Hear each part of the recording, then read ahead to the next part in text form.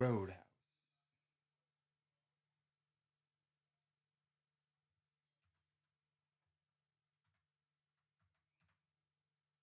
Cool. Yeah. So yeah, I mean, yeah, I don't know how much it's gonna show you, but like, I got some hotkeys here. Hell yeah, dude. Is that your space bar?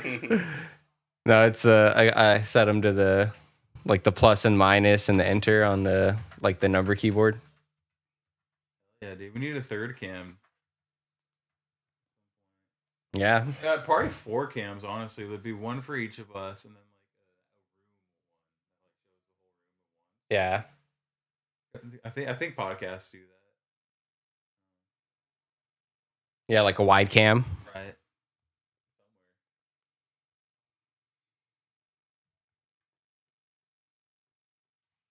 What webcam? The wide cam. How many cameras can you plug into that thing at once? As many USBs, I guess, as I can get. I don't know if there's a limit here on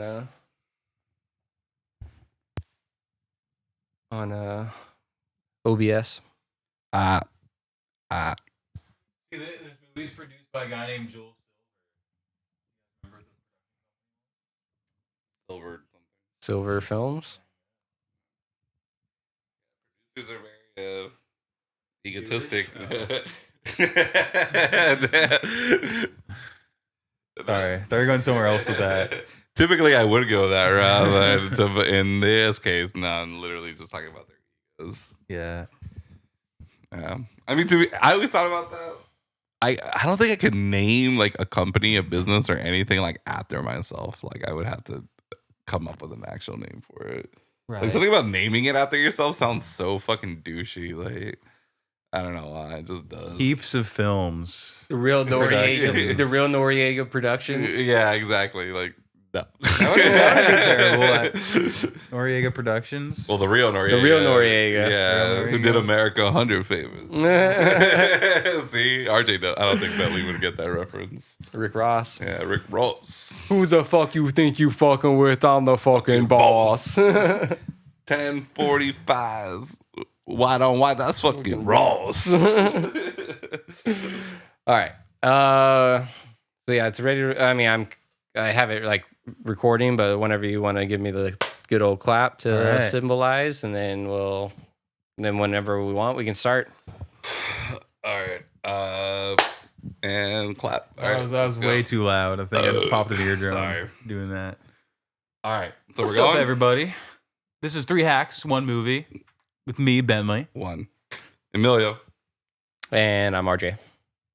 And we would just watched a banger of a movie, honestly. Certified banger, bro. I could all say. If this movie was an album, it'd go fucking double platinum, dude. Absolutely. Totally agree. Yeah. No skips. No skips. No skips. Yeah, dude, Front absolute to back. certified banger. Back to front, even if you really want to. You know? The Patrick Swayze movie, Roadhouse. Film. I was gonna... Roadhouse. Yeah, so yeah, Roadhouse. 1989. 1989. Because we have to make that clarification. Because Oh yeah. as Bentley pointed out, apparently this is like a Star is Born, and this movie gets remade every fucking 20 years or whatever. Yeah, this is the fourth one. Third one, and then the fourth one is the. Oh well, yeah. Sorry. Yeah, the this fourth is one one is of the 4. Is what I meant to say. There is 4 of them. The Jake This is the Gyllenhaal third, one yeah. is the 4th one. Yeah. Mhm. But this is all of our first time seeing it. Yep. Yes, correct. Yeah. An iconic American movie that I feel like everyone older than us has seen, but Yeah. Bro, I mean, what else were you doing in 1989 if you weren't watching Roadhouse, bro? Like, or like what? I don't know what other big movies came out in '89. I'm sure there was a lot of other big movies, but this had to be one of them, bro. Like, this had to be like the summer blockbuster or something. I don't know. this movie is like one of the most American movies of all time. Honestly, like if you're getting nationalized into America and going through that process, this movie would actually help you out a lot. Yeah, like right. learning our way of life. See, all of us were born after 1989, so we weren't really there for it. But I felt like I was transported into 1989 watching this movie, dude. Like, I really felt like I was in a small town in Missouri, you know? I felt like I had a mullet. 1989, yeah. I wish I had a mullet, dude. Swayze makes me want... I mean, I want a mullet in general. Like, if I could grow my hair out to that length, I would. But Swayze, like, really, like, solidifies that idea. Like, damn, man. It's man like... could really rock a mullet. It's a good mullet, bro. It doesn't overcommit. His hair is fantastic, bro. Everybody's hair in this movie is fantastic. Yeah. Whoever the hairdresser was for this movie, oh my god, give that girl an Oscar, bro. Oh my god. Sam Elliott, fabulous. Yeah, bro. dude, he had amazing hair. Yeah, bro, that man had a mane, bro. He didn't even have hair. That shit was a straight up mane. Sam Elliott. I felt like that's just the 80s, though. Everybody had great hair, and you either had no hair or you had great hair. Bro, that's why in the 80s, so many bald guys were the villains, because they were just jealous of all the guys with the fabulous hair, dude. Bro, it's why we burned a hole in the ozone layer with all the fucking hairspray and shit to achieve that look. You know how there's that whole thing that, like, when Genghis Khan took over, he, like, reduced the carbon footprint or whatever? I think we're going to look back in time and be like, yeah, in the 80s, there was a huge uptick because hairspray products just, like, skyrocketed during that time. I totally see that. Yeah. So this is the list of the top 10 movies from 1989. Okay, let me hear it. Let's. I see it on the screen right there. We got Batman. Oh, Batman! Dude. the first Tim Burton Batman. Michael Keaton. Keaton Batman. It's number one by a pretty good amount too, $50 million. Yeah, I mean, this is just based off the like box office in general. But right. This isn't necessarily the 10 greatest movies. Sure. Okay. But so Batman, Indiana Jones, and the Last Crusade, which is the third one. Yeah. The third one, right? Yeah, third. I think you're right. Definitely. Yeah. Lethal Weapon 2. Sean Connery. Yep. Look Who's Talking. I don't know that one. Isn't that the one with the babies, talking babies? What? Okay. Travolta and Christy Alley. All right, we're watching this, bro. Nah, You've never seen this shit? I've never seen Look Who's Talking. Oh my god, dude. Nah. Yeah, it's Travolta and Christy Alley, and then Bruce Willis plays the talking baby. Olympia Dukakis. I know George Segal. Oh, Bruce Willis. As a talking baby, bro. Yeah, Bruce Willis is the talking baby. Oh, he's the talking baby. That's great. Oh, okay. Abe Vigoda. No, RJ, I'm really actually mad at you for never introducing this movie earlier into my life, because apparently you're so well versed in this movie. I watched this shit as a kid a lot. My mom loved John Travolta, and she liked Christy Alley a lot too. Yeah, I like Christy Alley too. Yeah. So did I. Yeah. Oh, it was the same director as Fast Times. Oh shit. Yes. Okay. Cool. No, I don't know anything about this movie. We're gonna have to watch a trailer later or something. And then we got Honey, I Shrunk the Kids. Oh, classic. Okay. Back to the Future Part 2. Nice.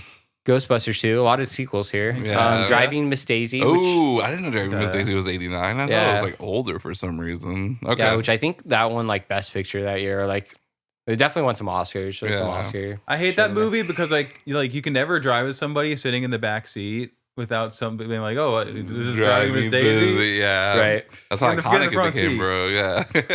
Even though, but people use it wrong all the time because they'd be like, "Oh, it's like Driving Miss Daisy," and it's like, well, technically, you'd be the driver. Like, I feel like every time people use it, they use it wrong.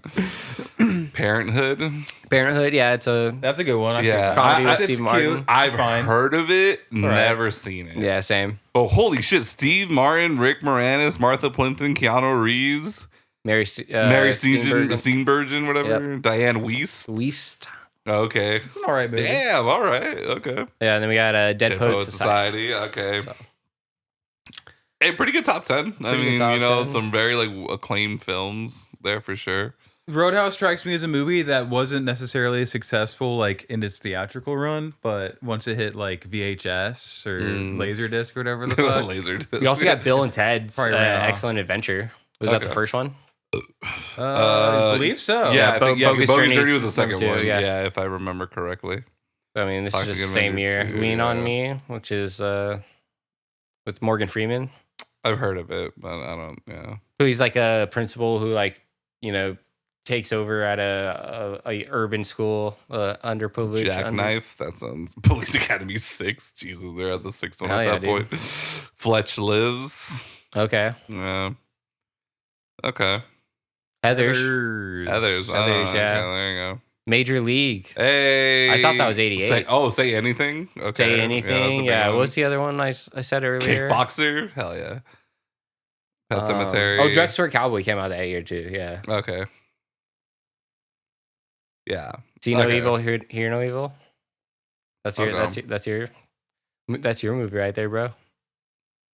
Oh, it is I fucking love that movie. Oh my god, yeah, I completely just zoned out on what movie that was. Yeah. No Holds Barred. Yeah, the WWE movie. I saw WWE Studios and I was like, what fucking movie was that? That movie did pretty well in the box office then, huh? I don't know, to be honestly. on this list. No. Well, yeah. He's like way past it. No. Yeah, but this is the I think this is the weekly whatever, like the highest grossing each week. Because it's showing it like week to week. I don't think these are like all the releases. Do the right thing. Yeah, Do the Right Thing. Dirty Balls of Fire, Karate Kid. Weekend at Bernie's. Weekend at Bernie's. All right. License to Kill. UHF. Okay. Harry Met Sally. Oh, that's right. Turner and Hooch. Hey. The Abyss. Okay. Uncle Buck. There we go. Love that movie. I mean, we don't really have to go through this whole list. Right. Whatever. Yeah, it's a lot. Yeah. November. Yeah. I guess we're already at the end. But anyway. Whatever. Yeah. So Roadhouse, I'm sure, was a financial success. You think so when it came out? 15 million, made 61 million. That's pretty good. Was this rated R or PG-13? There's tits in there. I was definitely. So it's R then, right? Definitely had. And that's the thing. Rated R movies didn't really make a lot of money. Like rated R movies were always the least grossing films because they're the hardest to market. Yeah. Yeah. I mean, it makes sense. Yeah. So yeah. I mean, yeah, you make whatever 51 million off of 15 million, you're gonna do pretty good, and that's just box office, you know. I know at the time, again, what was it? It was like Top Gun that changed buying movies. Like that's the first one to like become like a reasonable price, so people can actually start buying them instead of like, because it was something like, bro, trying to buy like a VHS when it first came out or like a beta. And it was like someone told me it was like $80, like $80 to $100. Like only like film like people bought them, you know, like it wasn't for everyone. And then Top Gun was the first movie that were like, you know what, we're gonna try to sell this at a much lower price with the intention that it's gonna be a bunch of people buying them instead of a few people paying a lot for them. So whenever Top Gun came out, I know that was kind of like when everything changed. Anyways, Swayze, or as in this movie, I call him Pat Riz Swagsy. Like, Jesus Christ, dude.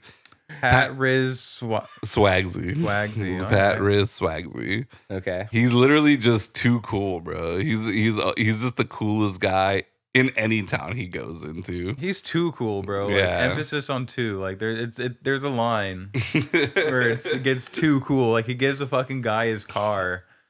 He's just sitting on the fucking sidewalk because he's just so cool. It was a piece of shit car. Like he does. He drives his beater to work because he knows it's gonna get fucking trashed. Right. So I know he obviously didn't have a problem giving it up. But that is why, like, and then you see him pull up in the Benz because that's his real car. That's his weekend car, you know. His New York car. His New York car. Yeah, man. But he's literally just too cool, and I mean that was his whole vibe in the movie. And then you're kind of like, man, where does this even come from? And then that's why I love the scene when he goes to the hospital for the first time, and he's like chatting at the doctor, and then she's like, "Oh, your file shows that you went to NYU and you graduated. What'd you graduate with?" It's like, you got a degree in philosophy. Yeah, I was like, major in okay. philosophy. Yeah, what a nerd, bro. What a fucking nerd. No wonder he's a bouncer. What other job is he gonna get with a major in philosophy? Yeah, you can't do much with a philosophy degree. Yeah, sorry. What do people with philosophy degrees do?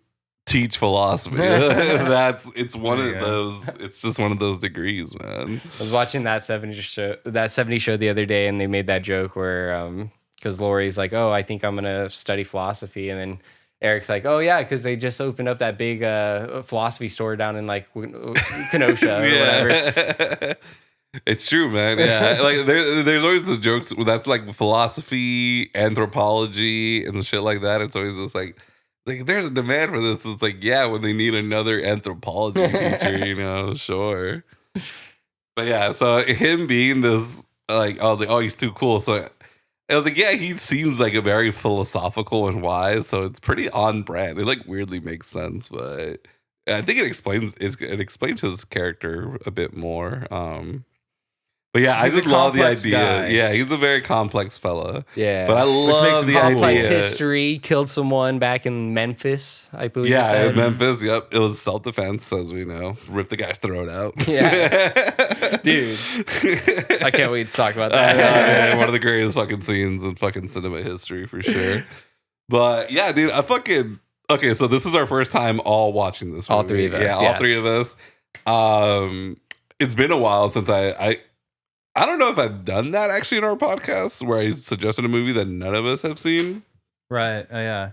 But I'm glad this was the first one because I thought it paid off really well. And it's so funny because I was like literally looking through. I don't own this movie, but I was looking through my movies and I saw Red Dawn and I was like, ooh, maybe Red Dawn. Ooh, that would have been a cool one. Yeah, too. and I was like, ooh, maybe Red Dawn. And I was like, ooh, maybe something just Swayze in general. And then for some reason, I was like, Roadhouse. I was like, none of us have seen Roadhouse yet. I was like, okay, let's go. I think Repo Man was a blind pick for you. Yes. Because I bought that movie just because the cover looks so sick. So I know that was, yeah, you're right. That was a blind pick in general. Like, Right, yeah. I bought that movie on a complete whim. But I mean, like aside from, I think that was the only one I'm looking through the list of our picks right now, and I think that's the only one that you picked. That was a blind pick. For the pod. Okay, I got you. I did a couple. Yeah, that's probably right. Emilio's the guy who judges a book by its cover and actually like benefits from it. Very much. I think everyone would benefit quite a bit from judging a book from its cover every once in a while. Yeah, why not? I'm telling you, man. I mean, you ever see a rotten banana? I just throw that shit away. I'm like, yeah, you know what? The Velvet Underground album cover. I've seen it. It was rotten. It wasn't rotten. All right. But yeah, man. So Roadhouse fucks, bro. Like this is, like Bentley said, it's a classic American movie. I would show this to people being naturalized. Definitely. And I think, bro, this movie's a fucking time capsule. Like I said, I felt like I was in a small town in Missouri in 1989. Like it just felt that way, you know. Mm-hmm. It was a town where everyone knew each other. There probably wasn't that many people. Everyone owned their own business, you know. No major chains yet, whatever, blah blah blah. Except that dude was making a big deal. He was just like, I brought the 7-Eleven to town. They're building a JCPenney because of me, you know, whatever. Shots fired or JCPenney. Yeah. So apparently this is a real city, Jasper. Jasper, there Yeah. we go. Yeah. Okay. Right now, or at least the 2010 census, it was 931 people. Holy shit, okay.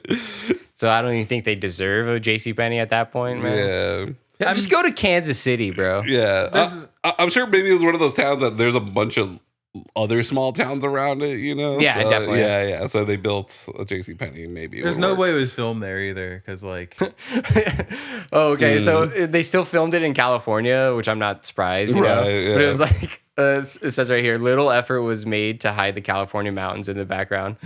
Okay. I didn't even notice that. Yeah, because there's no fucking mountains out there in Missouri. yeah, in the heartland of America. Yeah. I've been to Kansas. It's fucking flat as fuck. Yeah. I was high enough watching this movie to not even think about that. So. Yeah, sorry. I wasn't really looking at a lot of the backdrop, like nature-wise. Right. Like, yeah. All the nature I was really focused on was when he's at his farmhouse rental thing.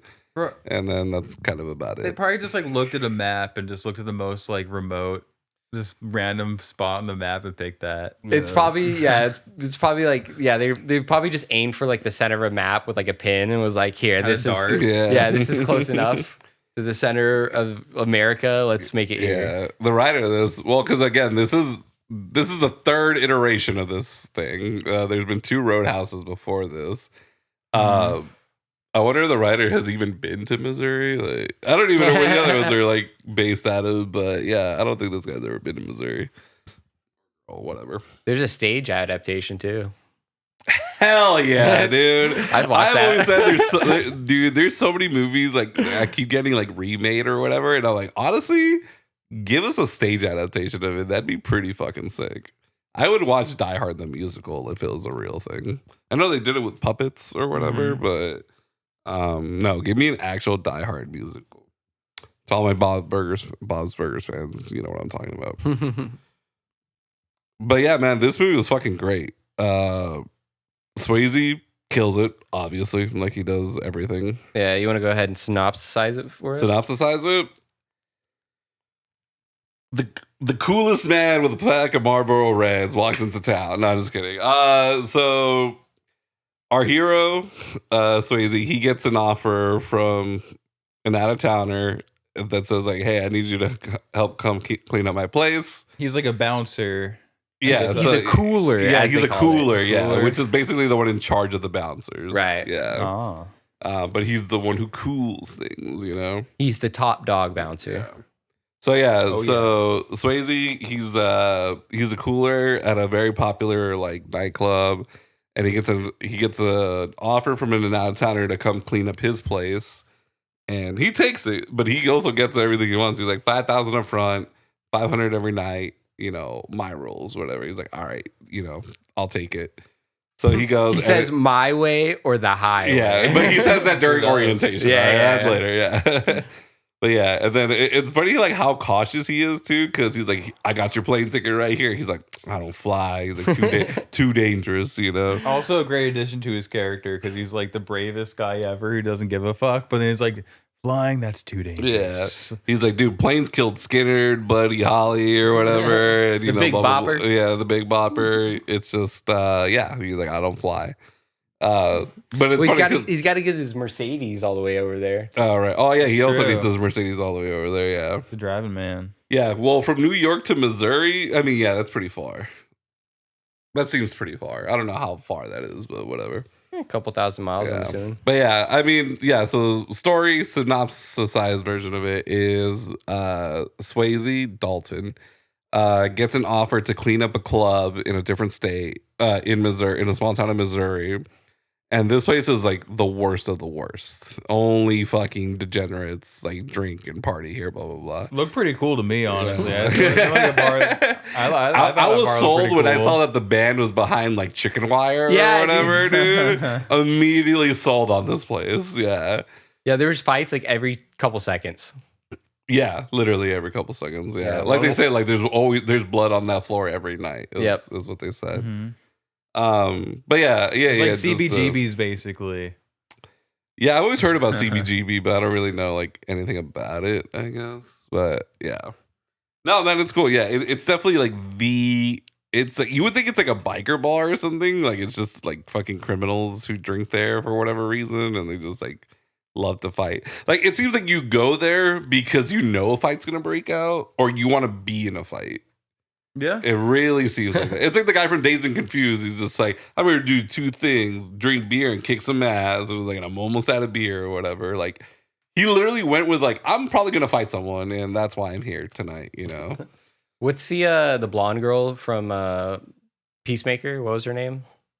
Her actual name? No, her Her character, yeah. Harcourt. Harcourt. Yeah. Like this would have been a perfect bar for her. Oh, right, Yeah, 'cause absolutely. She was going yeah. through all those problems, and she wanted to fight every night. And this Yeah, would have been the yeah. perfect place And that for was her like cope or whatever. Right. Because she's dealing with all her bullshit. So she's like, yeah, I'm just gonna fight people and get beat the fuck out of me. Yeah, I'm surprised we didn't hear a Roadhouse reference. Or anything. Yeah, right. Because Warner Bros. Doesn't own it. I don't know. Oh, Yeah, it's MGM yeah. Grand. So Maybe. I mean, they can still reference other stuff though. But yeah, I mean, they do like to reference their own films if they can, obviously. But yeah, so yeah, I mean, that's kind of like the general gist of the movie is just the top bouncer in the country. It seems like, Yeah. yeah, gets an offer to come clean up one in a small town, and you know, he starts getting comfortable there. Like he falls for a girl.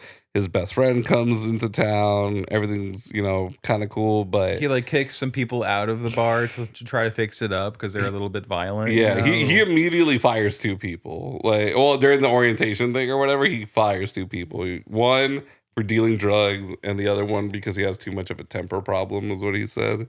yeah, the other head bouncer who yeah. was Terry Funk. Is that was professional? that was Terry Funk, right? Yeah, professional wrestler. Yeah, Terry Funk. yeah.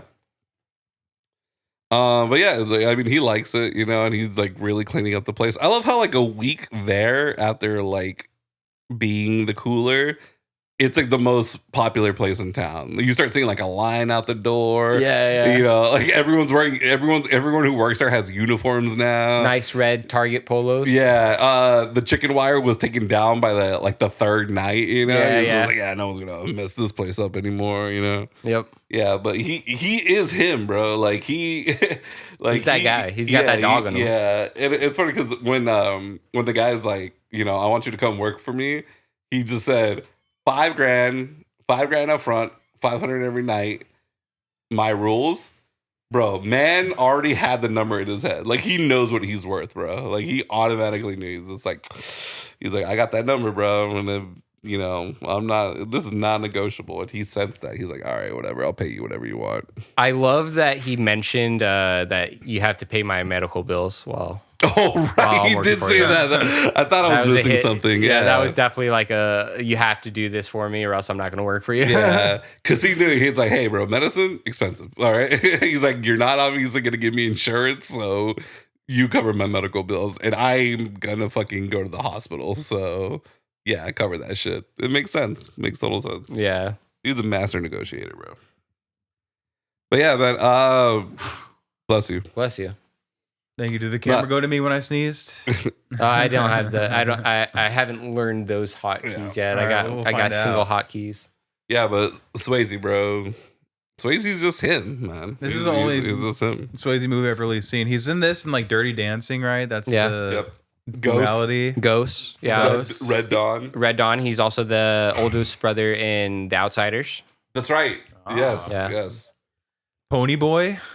No, Pony Boy is the youngest. Yeah, stay gold Pony Boy. He's the youngest. I forgot what his name is. Dallas is Matt Dillon. I'm not gonna remember. Bro. Yeah, it's been. Anyways, he's in time. that. Yeah. I can see that. Yeah. So before He's got the head of hair. Before this, the only Swayze movies I've seen is Red Dawn, The Outsiders, and actually the very first Swayze movie I've ever watched was Ghost. Huh, and I didn't even know what I was watching. I just went over to somebody's house and I was like, what the fuck is this shit? And I was watching it and I was like, oh, okay, like it's all right. And then the ending, I was like, yo, what the if you guys seen it, the ending is I was like, fuck me up, bro, as a kid. I was like, what the fuck? And then I ended up watching it again another time. I was like, damn, this show's actually pretty fucking good. Ghost is a good movie. He was also Point Break. Point Break, yeah. Point Break. Oh my god, yeah, I almost forgot Point Break. He's the head of the surfer gang. He's Bodie, right? Bodie, yeah. Was that his name? Bodie. Bodie, yeah. Because Keanu's Johnny Utah. Johnny Utah, bro. Can't forget about that. Yeah, he was in Donnie Darko. I know Bentley. I've seen that movie. Okay. I've seen it. Yeah, he was the motivational speaker. Right, that's guy. what I was thinking. Yeah, that's the only. Person I never seen it. So okay, but I mean, I'm pretty sure we listed off most of his biggest. Yeah, definitely his biggest ones. Yeah, he was also in To Wong Foo. Thanks for Everything, Julie Newmar, which I've heard of and I've seen like the poster for all the time because it's him and who else? John Leguizamo and Wesley Snipes, and they're in drag. Oh, they're like drag queens or something. Okay, that's all I know about it. And I think it's like a crime movie. Oh no, I don't know it. Yeah, hold on, Sans Green Dragon, Letters from Killer, Black Dot. Okay, but no, dude, Swayze. Oh man, he basically like kind of plays an action hero in this movie. In a way, like you're like the sort of character that like Arnold Schwarzenegger or like Sylvester Stallone would be playing. But in a different way. I could see Arnold being this character if Arnold can portray like a cool guy. Yeah, like, and I mean like a fucking cool dude, bro. Which is not really Arnold's forte typically. I mean, we just watched True Lies, and he's like. I mean, he's a fucking badass action hero, obviously, but I can't see him being like the cool guy, you know? Right. He plays like the. I don't see him getting a degree in philosophy. That's what I'm saying. But yeah, also True Lies was badass too, man. Yeah, that one was pretty cool. Yeah, they just don't make them like they used to, bro. I miss these old action movies. But yeah, Roadhouse is really it's almost like an over-the-top action movie in reality. Yeah, a little bit. Yeah. I thought I saw it's listed under like action thriller, which is interesting. But to me, I would just more put it just like in the action category. Mhm. Yeah. Like after that very first night in the bar when he gets there and there's like that crazy brawl and you see somebody like thrown over the bar into the bar, you know? Yeah. It was so much craziness. And I was like, okay, I know what we're getting ourselves into because it was so over the top right away. Yeah. It was like everybody just started fighting in the bar. Yeah. I mean, when I saw Swayze like 1v3 people and like won, I was like, oh, okay, you know, whatever. That's his superpower, Yeah. dude. It's like he doesn't lose. Yeah, the guy with the pool cue who's fucking, who was apparently fucking mastered Tai Chi also. Yeah, man, it's an action movie. I mean, he fucking tackles someone off a fucking dirt bike. There's a lot going on. But yeah, man, Swayze, dude. R.I.P. For spoiler alert, guys. He passed away a long time ago in 2009. I think I saw. Yeah, 2009. Yeah, he died pretty young. You know, He was 57. I mean, yeah, but I know he died from pancreatic cancer. Yep. Yeah, so. Yeah, it's pretty unfortunate. I love the ongoing joke in the movie that because everyone keeps saying like, I thought you'd be bigger, you know? Right. And I looked him up. Yeah, he's 5'10". Really? Yeah, bro, man. I thought he was gonna be bigger, man. Yeah, right, exactly, dude. Bro, like this is how much aura this man had. Like he's 5'10". But I would have easily thought like 6'2", bro. Like I think 6'2" is a good number. Like I could believe that he was 6'2". So, but yeah, That's man. so taller than Tom Cruise. Yeah, everyone saw it in Tom Cruise, Yeah, dude. That's not. That's like being taller than Danny DeVito, man. Everyone's taller than him. No, but yeah, dude, 5'10". Like you're not really, unless you're fucking at the time. Like, well, I mean, Bruce Lee, I think was dead at that point, but. Yeah, bro, your action heroes are typically like fucking built like over 6 foot motherfuckers. So for him to be 5'10" and whooping everyone's ass, hell yeah, bro. Hell yeah, dude. Yeah, no, man's has got aura, and that aura gave him like 4 inches easily. And apparently he has a superpower, Patrick Swayze's character, where he doesn't lose. Like he says that to his love interest. And so I think this is also a superhero movie, technically. And the superpower is that he doesn't lose. Yeah, he doesn't literally nobody can shoot him, even with like a shotgun at point blank range. Basically. And, yeah, he just kicks the gun out of their hands or something. He's just and he's invincible, bro. He could probably take on Superman. Like people always say Superman versus Goku. It's like, nah, it's there's someone who's gonna make that Dalton argument too. versus- Like, you know what? Yeah, like if you really think about it. Swayze and Roadhouse could take on Superman or something easily. I'm very curious to know where he learned his, because he knows legit martial arts. Like it wasn't like he wasn't fighting like it's a street fight. Like he was fucking roundhouse kicking motherfuckers like crazy, and like blocking punches and then like twisting their arm into like submission and blah blah blah.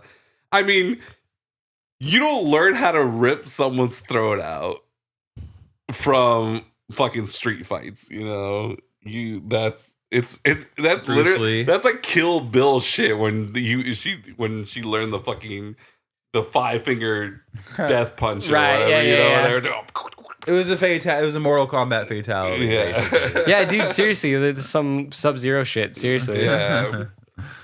Oh, bro, that's Came out like of nowhere. that's why, man. If you watch this movie, just shut off the logic part of your brain and enjoy the ride, dude. Because I think there would be people who are watching this. It's like, okay, it's pretty grounded, and then it's like, oh my god, did he just fucking rip his throat out? Like that's so fucking stupid.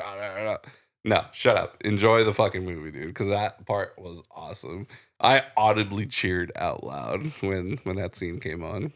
Yeah, that one definitely caught me off guard. I wasn't not expecting that at all. Yeah, because you also hear a rumor that that's what he did. Like, 'cause Right. they're like, oh, that's Dalton. He killed the man. And it's like, yeah, he ripped someone's throat out.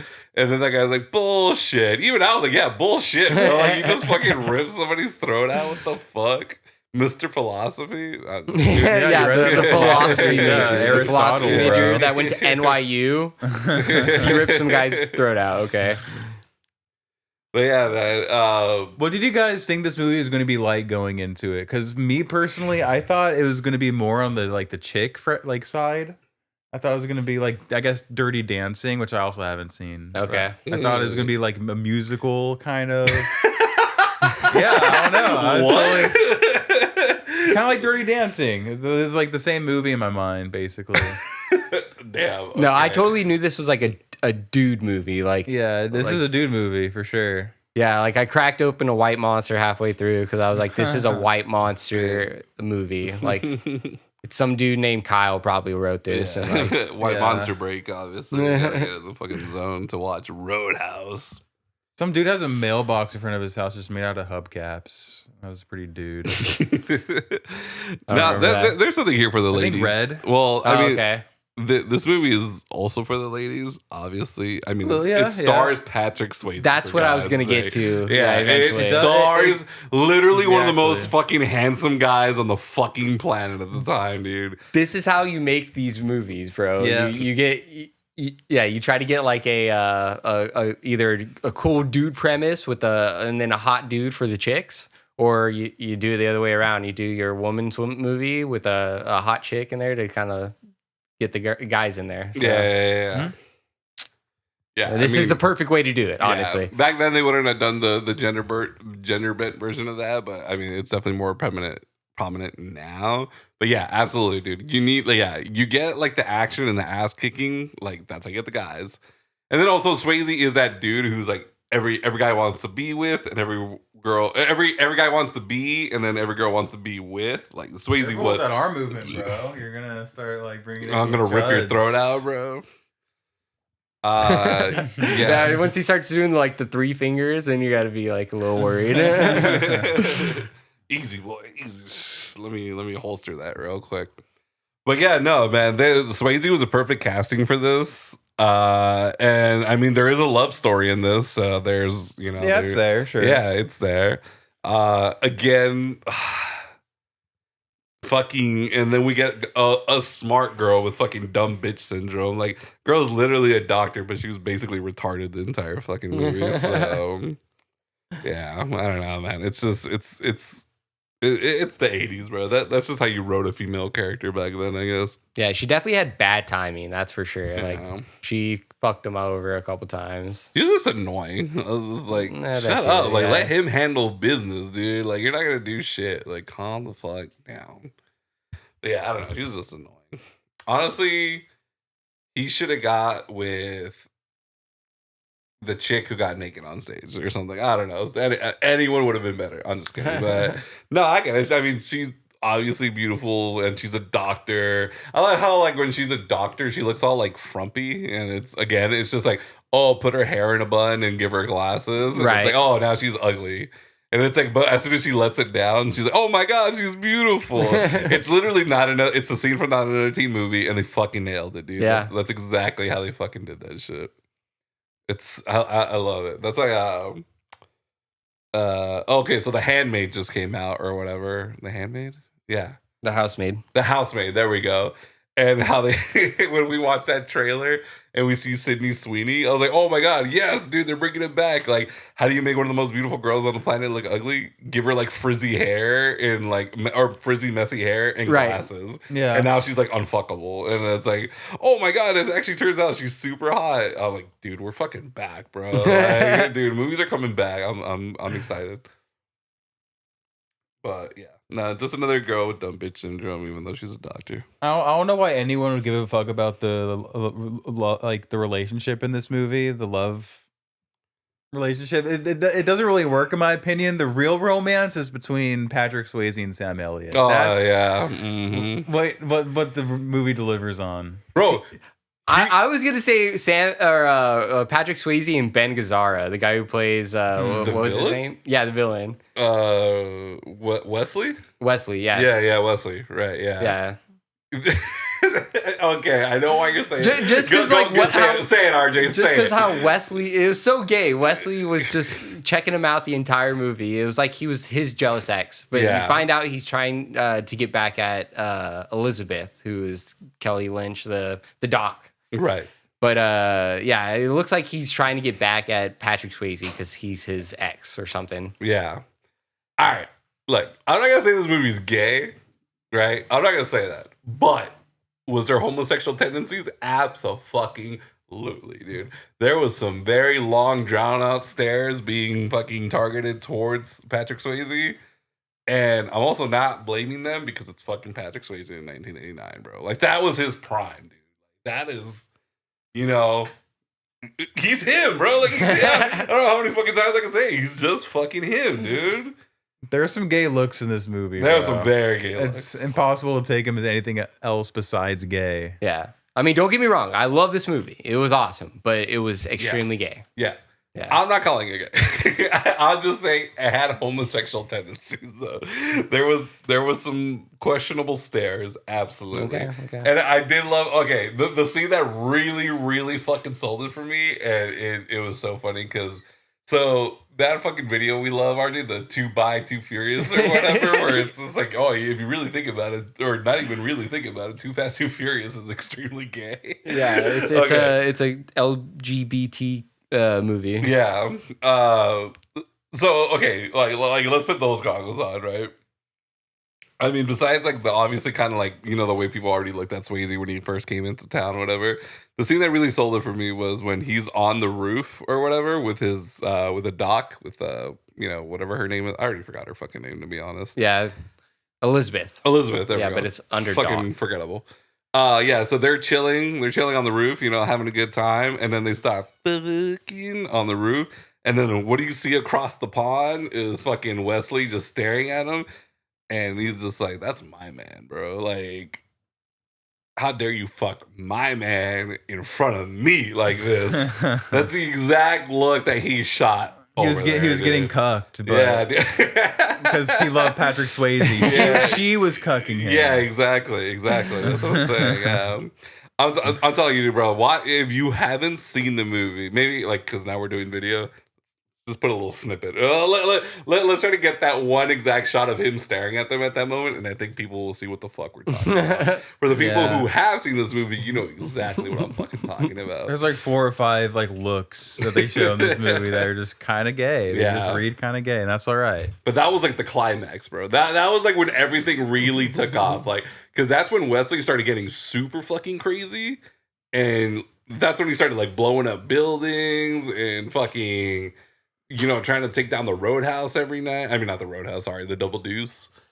Yeah, man. It's there was some looks for sure, and he gave the gayest one. Yeah, some gay glances for sure. But and again, I'm not blaming them, man. I get it. It's fucking Patrick Swayze in 1989. Yeah, come on. Honestly, yo, you shoot some of those looks at fucking Sam Elliott too, dude. The man was fucking majestic in this fucking movie, bro. He had an amazing head of hair. Yeah, dude. It's a mane. It makes me wonder how this movie fared in the gay community in the 80s, you know? Like, they probably got some out of it too. It made $61 million. Easily $15 million were from the gay community. I'll give them that. And it was 1989, so still a majority of them were in the closet. So, you know, they went to the movie theater being all extra bro, probably, you know, like. But they were there. They're out there supporting Swayze, you know. This movie made a lot of people realize they were gay. Probably, dude. Wait, yeah. why am I enjoying this for what? I get it.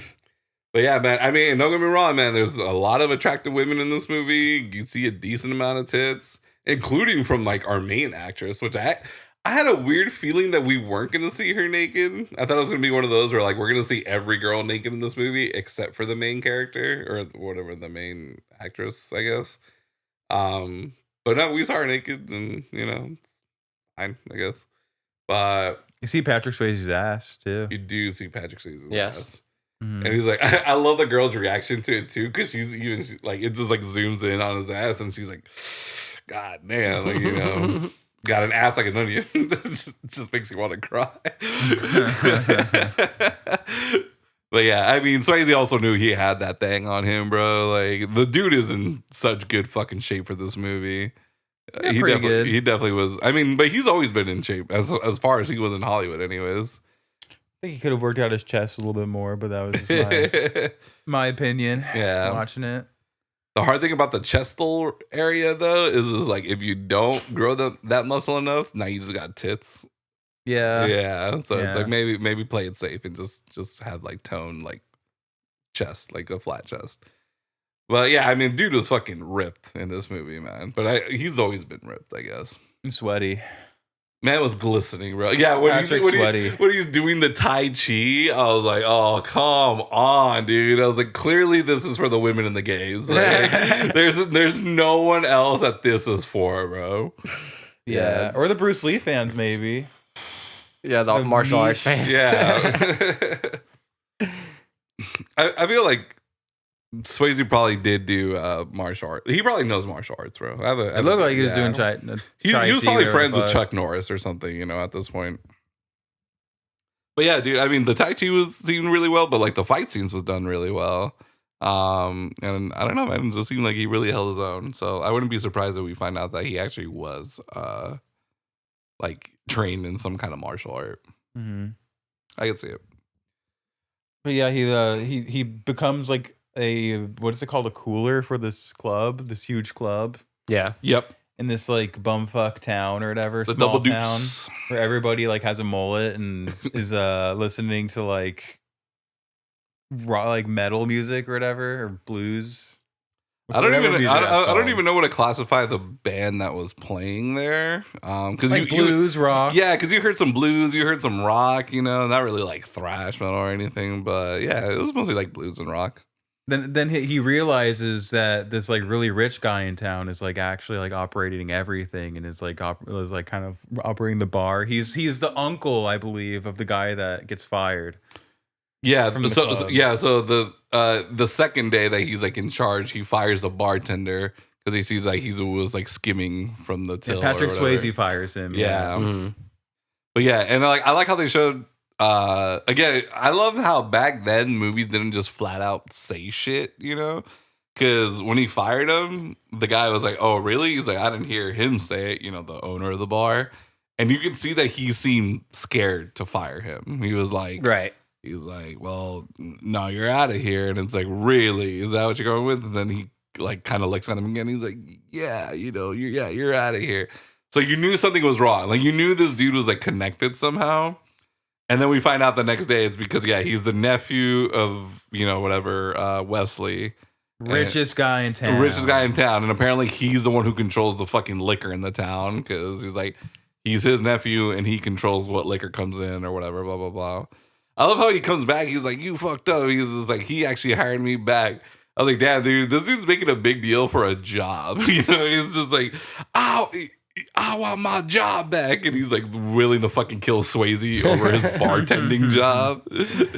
I mean, it seemed like a sweet gig, don't get me wrong. He probably could have gotten a better gig with a family member like that. Yeah. Like a crime person. Yeah, just go be your uncle's henchman or whatever. That's what you ended up doing anyways. But yeah. Also, I do love that scene, that fight scene in the manager's office because... Again, I would love to play this clip right here. So right before right when Swayze punches the first guy, like we get like a close look at it, he already had a bloody nose before the punch landed. And it's just so funny to see visually because you're like, damn, like they really didn't see that, you know, when they fucking filmed it or like in the editing room or anything. I don't know. Yeah, and we saw that so funny. We saw that on 480, not even HD. So you really caught that. Yeah. But yeah, I thought it was so funny because I usually never catch that. And I'm pretty sure I also spotted when they used Swayze's like stun double. But I mean, you know, I'm not 100% sure. But yeah, he definitely had blood before the punch landed. And it's just kind of, it's like a funny gag to see. But, he was just so scared that he got a bloody nose, probably. Or he got so turned on that he got a bloody nose. Yeah, let's go with that one. A great detail about this movie is that the henchmen who work for the rich guy, they drive around town in a giant monster truck. Yeah, bro. And I just love that, bro. I love the idea of having your villains just ride in a monster truck. I'm going to have to steal that at some point. Yeah, I love when they were kind of like scoping out the double deuce to, I guess, see, you know, Swayze's comings and goings. And then they see that he's with the doctor. And they're like, oh, you know, there's a dead man or whatever. And I was just like, bro, please don't tell me they're about to try to follow him in the fucking monster truck. Yeah, like you can't do surveillance in a fucking 15-foot tall monster truck. That shit was fucking funny, man. The guy who runs the town, I like how he's just kind of your like classic corrupted businessman, I guess. Doesn't even make sense. Like how much he owns the town. Like he like commits blatant crimes in front of like hundreds of witnesses. Oh right, like, yeah. Nobody even dials 911 when it happens. Yeah. So I know. I don't understand it. And they said that he like owns the cops or whatever, and I'm like, okay, I get that, but I don't think the cops could also be like, bro, you just did this in front of like 200 people. Like, there's nothing we can do. Like, we have to like take you in if someone actually fucking said something. But I guess whatever, no one's gonna say anything. Yeah, but yeah, I like that he's like your most typical like corrupt businessman, but he's just fucking insane, obviously. But he's just running like old school like mobster shit because he talks about that like he collects. Just gonna say that. Yeah, he just collects. You know, he's just like, oh, I take 10% from every business or whatever, and yeah, it's kind of like your typical mobster motif. Like, I got muscle, therefore you pay me. But apparently he is like technically somebody because like he said, he's like, you know, we got like the 7-Elevens here because of me, you know, they're building a goddamn JC Penney because of me, you know, whatever, blah, blah, blah. I know this guy's name is not Brad Wesley. It's definitely like Gambini or Bernardo. Whoa, RJ bringing that old school racism into town, bro. I say it how I see it, bro. The last name ends in a vowel, bro. You know? He's definitely from fucking New York. Yeah, I know. Back Yeah, east. he just doesn't look Italian, but he's very much operates like a fucking typical like Italian mobster for sure. Yeah. Like, come on, Brad Wesley. Yeah. Sounds like a Missouri name, or like a rich Missouri name. Yeah. He got Wesley in the It's fucking. like a British name or some shit. Irish. But yeah, he's definitely a really good movie villain though, because God, dude, you just fucking hate him every fucking second he's on screen, man. He's just so unlikable. And at first you kind of thought like, oh man, he's just a complete fucking dickhead, and you know, obviously he likes to play by his own rules. But as soon as you see his girlfriend with a black eye, after she was caught at the double deuce hitting on Dalton. And then, yeah, the next day you go to their house and you see that she just has this fucking mean ass shiner. You're like, immediately like, oh, okay. Yeah, this dude is not a good dude whatsoever. Like, this dude is fucked up. And yeah, and then he has his little goon squad, which is, I will say, I feel like the only threatening people in the goon squad was like the guy who actually knew how to fight. Jesse, I think is his name was. The guy with Jimmy. the pool cue. Or it started with a J. Okay, Yeah, I think Jimmy Reno. Yeah, that, and then the super tall dude that gets like introduced later. Yeah, the dude that was like 7 foot tall. Yeah, dude, that dude was a scary motherfucker, man. At first, I thought it was the guy that played Jaws in the 007 yeah, movies. yeah. Yeah, but no, I don't think it's him. He kind of looks like in Happy Gilmore 2, the guy who what is it, that Russian or Eastern European basketball player who takes over like his supposed dad's role or whatever. That's the guy that plays Jaws. The his dad. Yeah, that's the guy that plays Jaws. Oh, that is him? Oh shit. Okay. Yeah, that's that's the dude that played Jaws. So boom, perfect. Yeah. That's what I'm saying. Like it kind of like it didn't really look like him in the face too much, but I just saw the height and kind of the bowl cut looking thing. Okay, gotcha. But yeah, I mean, yeah, those are like kind of just like the most intimidating guys. Everyone else, I was like, okay. But yeah, those guys were like, I was like, oh shit, okay. Fuck. He had Paul Walter Hauser in his goon squad Yeah, for I know, some right? reason. Yeah. And then Terry Funk. I mean, Terry Funk is like, yeah, he just seems fucking crazy to be honest with me. But yeah, which is definitely something to fear too. Oh, you know, it's funny because you said like Brad Wesley. Like, yeah, your name's not Brad Wesley. It's something Gambino. Well, his real name is Ben Gazzara. Yeah, so, that's what I'm saying, dude. Yeah, he is Italian. Biagio is his real name. Oh, bro, Biagio Anthony Gazzara. That's like one of the most Italian names I've ever heard. Yeah. Next to like Alfred Fettuccine Alfredo or something, you know? Jesus. He was really good in the Killing of a Chinese Bookie. I still need to watch that. Yeah, but I'll take your word for it for sure. Yeah, he's done a lot of Cassavetes movies. So. Oh, okay. I love the idea that the guy who wrote this version of Roadhouse, he probably told Ben, he's like, and you're gonna play a fucking Italian mobster shakedown artist. He's like, no, I'm tired of promoting Italian American stereotypes, like, or negative stereotypes at least. I'm not doing it. And it's like, fine. What if his name is Brad Wesley? I was like, now we're talking, okay? No, what's the matter with you? You know, this movie might be woke, bro. I don't know. You know, they wanted to do it, but they're like, we don't want to set the Italians on this one, guys. But yeah, no, he was a great fucking villain, dude. He was an absolutely great villain. I loved it.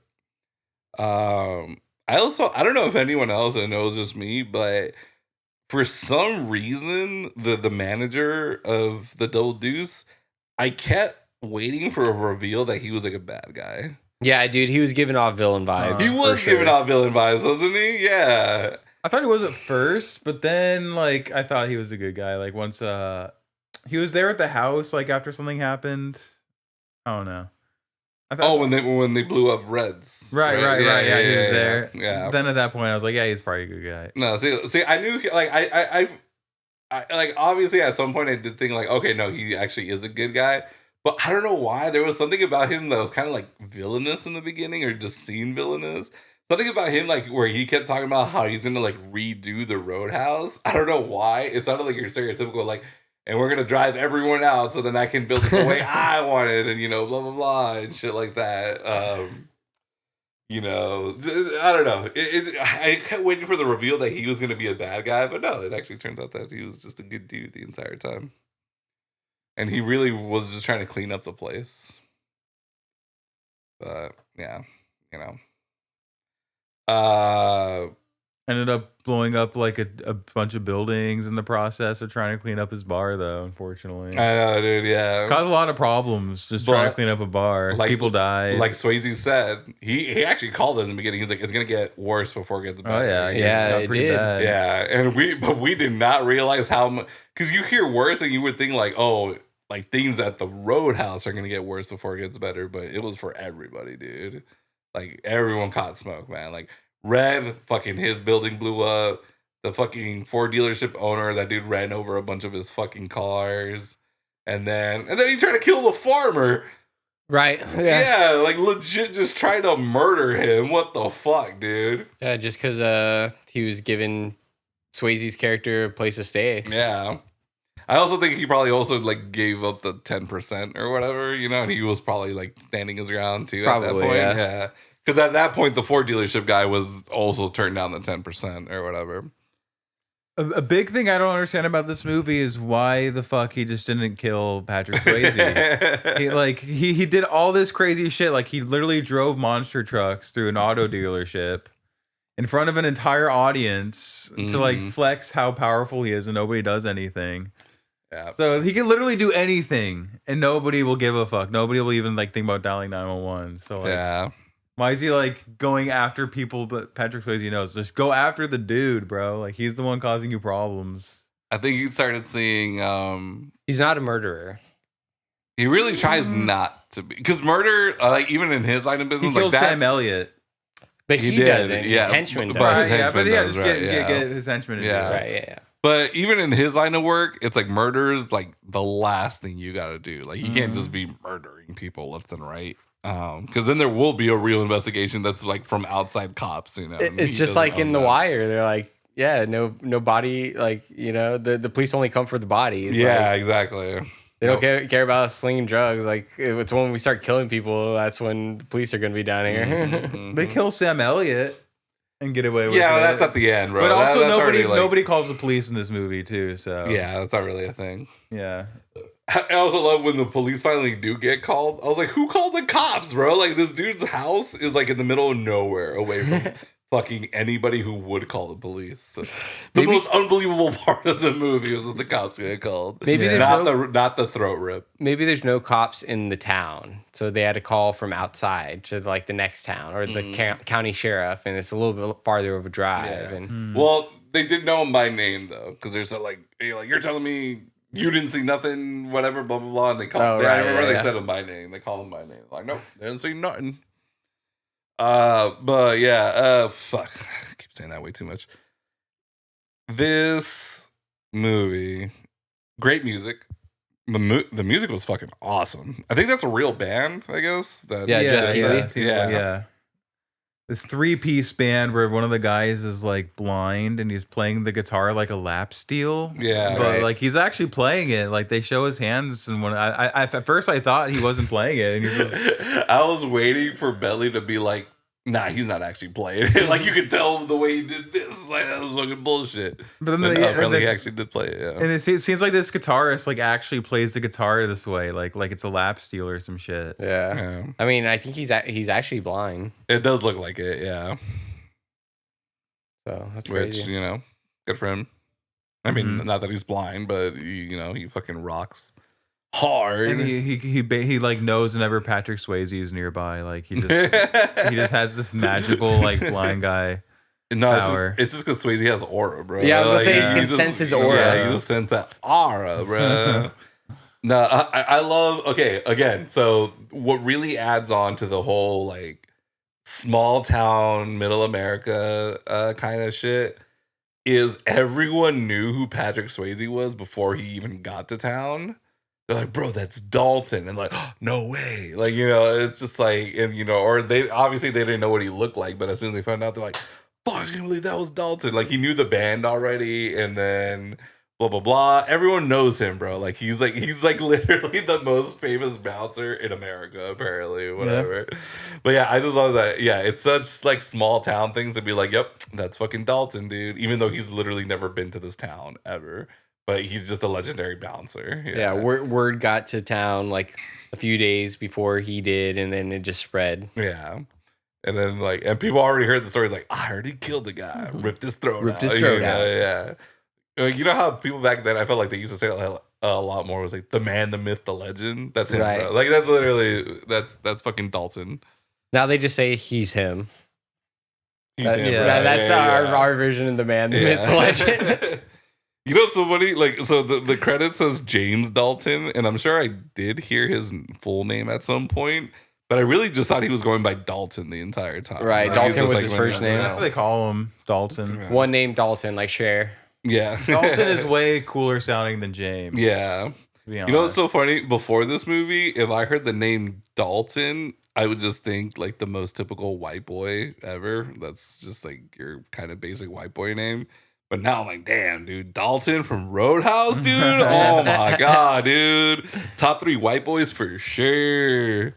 Damn. I bet you a bunch of kids born in the early 90s were named Dalton. Yeah, I could see that. Yeah. I knew a couple of Daltons like in elementary school growing up. So yeah, see, I was trying to think if I've ever actually known a Dalton, and I don't think I have, to be honest. I don't think I've ever actually met a Dalton. I went to school with a Dalton. He was a white kid, for sure. I think he was shocking. No, just kidding. Wait, Dalton Kincaid, right? On the Bills? Is it a Dalton Kincaid? Am I tripping? Yeah, I think so. I think so, right? Yeah, okay. But yeah, Dalton to me was always just like, I don't know why, just a very like stereotypical like white boy name. Basically my litmus test was my friend who exclusively dated, she's half white, and she exclusively dated white guys for the longest time. I was like, if it sounds like someone she would date, it's like a white person name to me. Like, yeah, because she dated dudes named like Kyle, Tristan, and Dalton, and whatever, just shit like that. Wesley minus Snipes, but yeah, it's just one of those names that I've always associated just being like super white, uber white. But yeah, this is probably the coolest Dalton I've ever heard of, next to Dalton Kincaid. I don't know any other great Daltons, honestly. I mean, I'm sure there is, maybe, I don't know, but now when I hear Dalton, I'm gonna think of fucking Patrick Swayze. So Doing all the Daltons a service, honestly. Because all the other Daltons in the world be slacking, all right? You guys got to catch up to Patrick Swayze. Bro, it's so funny because like it's funny that there's this whole thing that even though like a name is obviously just something given to you by your parents, but there are like stereotypes attached to names. Like Kyle, you're punching walls, or if you're not punching your girlfriend, you're punching walls, and you're like drinking Monsters while doing it, or before you do it. There's this whole thing online about like I'd never met a good Chris in my life, and I just think that's so fucking funny. The good Chris's go by Christopher or Christian. The good ones. And the better ones go by Topher. Oh god, Chris Topher. But yeah, I don't know. It's just one of those things. Yeah, you hear like I don't know. Chris is apparently there's a pretty big negative connotation to it. Or guys whose name starts with the letter J, apparently stay away from them. That's like another big one, which I always think is hilarious because my brother, Juan Pablo, and then one of my closest friends, Jose. I'm just like, you know what? There might be something to that, actually.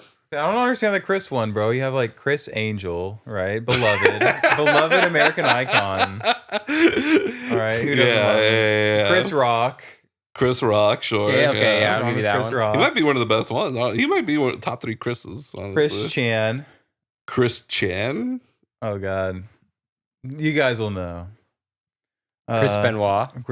See, oh god. Because when I heard about bad Chris's, I immediately went to Chris Benoit. Like immediately went to fucking Chris Benoit. I was like, got hard to beat that one.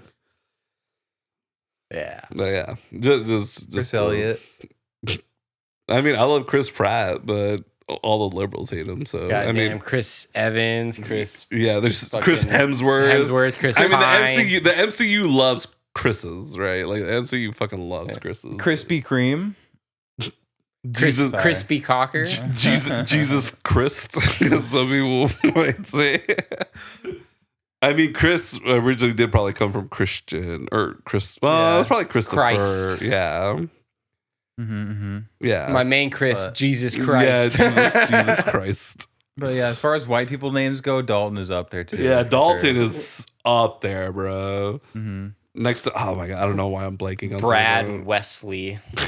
That's pretty wide right there. Patrick Swayze's like best buddy Quentin character. His name is Wade, which is like such a cool fucking Southern name. Wait, who? Sam Elliott. Oh, hell yeah, dude. Wade, let's fucking go, bro. I guess his character is that he's like the second best bouncer in the world or something. I don't quite. There's a ranking system apparently in this fucking world. He's like the John the Baptist. Patrick Swayze's Jesus. I was about to say, if Swayze is like Luke Skywalker, then he's Obi-Wan. Yeah. Or Yoda, maybe. Like he's his master that teaches him. No, yeah, that's a good way to put it. Where, that's a good way to put it. He is the master, but he gets overcome by his Padawan. So right, yeah. No, it's true. Yeah, Sam Elliott. Like, is this movie just Star Wars, bro? Oh no. I do want to watch the other Roadhouses though, now, just to kind of see. I don't know how different it is, I guess, because I can't imagine the other ones.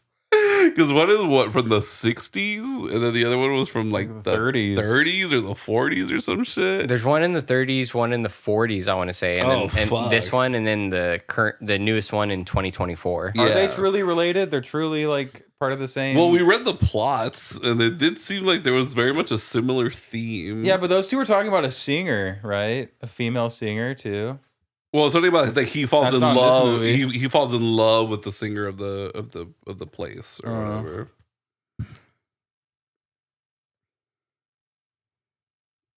Yeah, no, I think this one's about it. Yeah, just a singer. I think the one from the earlier one is too. Yeah, it's something about maybe not. Yeah, maybe we were wrong. Jeff D is rejected and then goes on, causing him to go into a murderous rage, which definitely sounds like Brad or whatever. British comedy crime film. Yeah, I don't even know what this one's about. There's not even pictures of anybody, so not even like a plot. Oh. Okay. All right. Anyways, yeah, so I can't imagine the other one from the 40s or whatever being anywhere near like as over the top as this one. Mhm. Like, I'm definitely not seeing any throat rips. No one's getting fucking tackled off a motorcycle. I mean, there might be some cool fight scenes though, but No tits. Yeah. Ooh, yeah, there's definitely not gonna be any tits from that. Yeah, from the 40s, whatever. As far as fucking remakes go or whatever, gotta say, man, seems like a pretty fucking good one. If it is one, If it is considered a remake, yeah. now we don't know. I mean, it is like, I don't know. I guess like the plot's not that similar, but yeah, I guess I'll have to look into a little bit more to see. Sam Elliott plays the coolest like homie of all time. Which he always does. He has long ass fucking hair, like looks like a grunge like musician or something. And yeah, bro, he's the homie you need when you need him most. Yeah. Yeah, I love him and Swayze's relationship. Because like he said, he's like, hey man, like you've taught me a lot, but don't forget that I've also taught you a lot. Where yeah, like I feel like Swayze taught him a lot about like life and or he probably taught him a lot about philosophy. Getting pussy. But Wade taught him a lot about life, I feel like. Yeah. That seemed very much the vibe. And again, dude, Swayze was about to give up his girl to be with Wade. Right, Bro, yeah. It's the romance of the movie. It's the true romance of the Right. movie. So I was trying to circle back to what you said earlier, where you said that's the real romance of the movie. Yeah. Yeah, dude. Because so when he tries to go and save the doc or whatever, and she's like, "No, get out of here." He accepts it. He's literally about to skip town, but he goes and tries to get Wade, and he's like, all right, man, like let's get out of here, bro. He was literally about to leave his like quote unquote dream girl to be with his boy, bro. Like. Damn. He is him, bro. Like he was really gonna be there for him, man. Yeah, he dude. choose Bros before hoes, man. Obviously, like she did reject him, but he was like, you know what, fuck it. And he didn't put much of a fight, and he was like, I'm gonna be with my boy Wade, and we're gonna go back to bouncing or whatever and live good lives. Yeah, but yeah, and then unfortunately, Wade died. After getting jumped by like 3 guys and then fucking stabbed by some pussy. It was a nice little trick out because they like he comes into the bar all beat up, and then first he gets a call. Swayze gets a call first that does he get a call? Yeah. He gets a call first. He gets the two-face proposition. Yeah. There you go. That one of the two is gonna get killed. Either his love interest, the doc, or his best friend. Wade, and then Wade stumbles into the bar, bloodied and beaten and stuff, and so he assumes, he let him go, so he's gonna kill the doc. Yep. Goes to try to save the doc, and the doc's fine, doesn't want any help. So then that's hates when him actually. Yeah, was like pissed off at him for defending himself. But anyways, so that's when he realizes that that Wade is gonna be killed, or no, he doesn't even realize that. I think he just when he comes back to the bar, he finds him laying on the bar, and he thinks he's passed out or something, and then he flips him over, and there's the knife in his chest with the note. Yeah, that says it was tails. Or it was tails, right? Yeah, because he flipped a coin first. Yeah. So yeah, he had a moment of relief where he thought like, oh, he was just bluffing, like he wasn't gonna kill either of them. Because like you said, like Wade was alive and the doc was still alive, so then he comes back and he sees his friend was murdered. Bro, Swayze he should have just went with Wade, honestly. Like he knew that one of them was gonna die. He should have been like, you know what, I'm gonna play it safe. Like Wade, let's just go together, bro. Like apparently they could come after you. Yeah, I heard. You know what is crazy? Okay, I'm not gonna say that Swayze got him killed. But remember, Swayze tells him like the doc's in trouble, and he's like, "Well, let's go get her." Or whatever. Right, he tells him to stay. Fucking Wade was still like, "Yo, let's fucking roll, bro." And he would have been alive. I can barely walk, but let's get the fuck out of here. Let's go get the doc. Let's go get your girl. And he's like, "Nah, you stay here, have a beer, whatever, blah blah blah." and he gets killed over it, bro. Like if he just let him go with him, Wade would still be alive. That is a good point. Yeah. Controversial opinion, but I feel like Patrick Swayze's character causes a lot of problems, like in trying to fix this bar from being like as rowdy as it was. Right. Like, he goes in and he like stops the drug dealing, which honestly, that's the first foul. That's terrible, bro. Like, terrible for business. It's the 80s, man. Yeah, it's the 80s. Everybody needs their coke. Yeah, their coke, their ecstasy, their whatever else they were doing back then, their swag. Like, I'm not a coke guy, but if I had a time machine, I would definitely go back to the 70s or the 80s to do some coke, bro. Because apparently that was like the best shit ever. And dude, Swayze is fucking drinking in the morning, drinking like day and night, like all the time, and he has a drinking problem. Coffee though. Let's get that right. Like a lot. Literally the first night I keep wanting to call it the Roadhouse. The first night in the dudes, he's like, "What's your poison?" He's like, "Coffee, black, whatever, you know."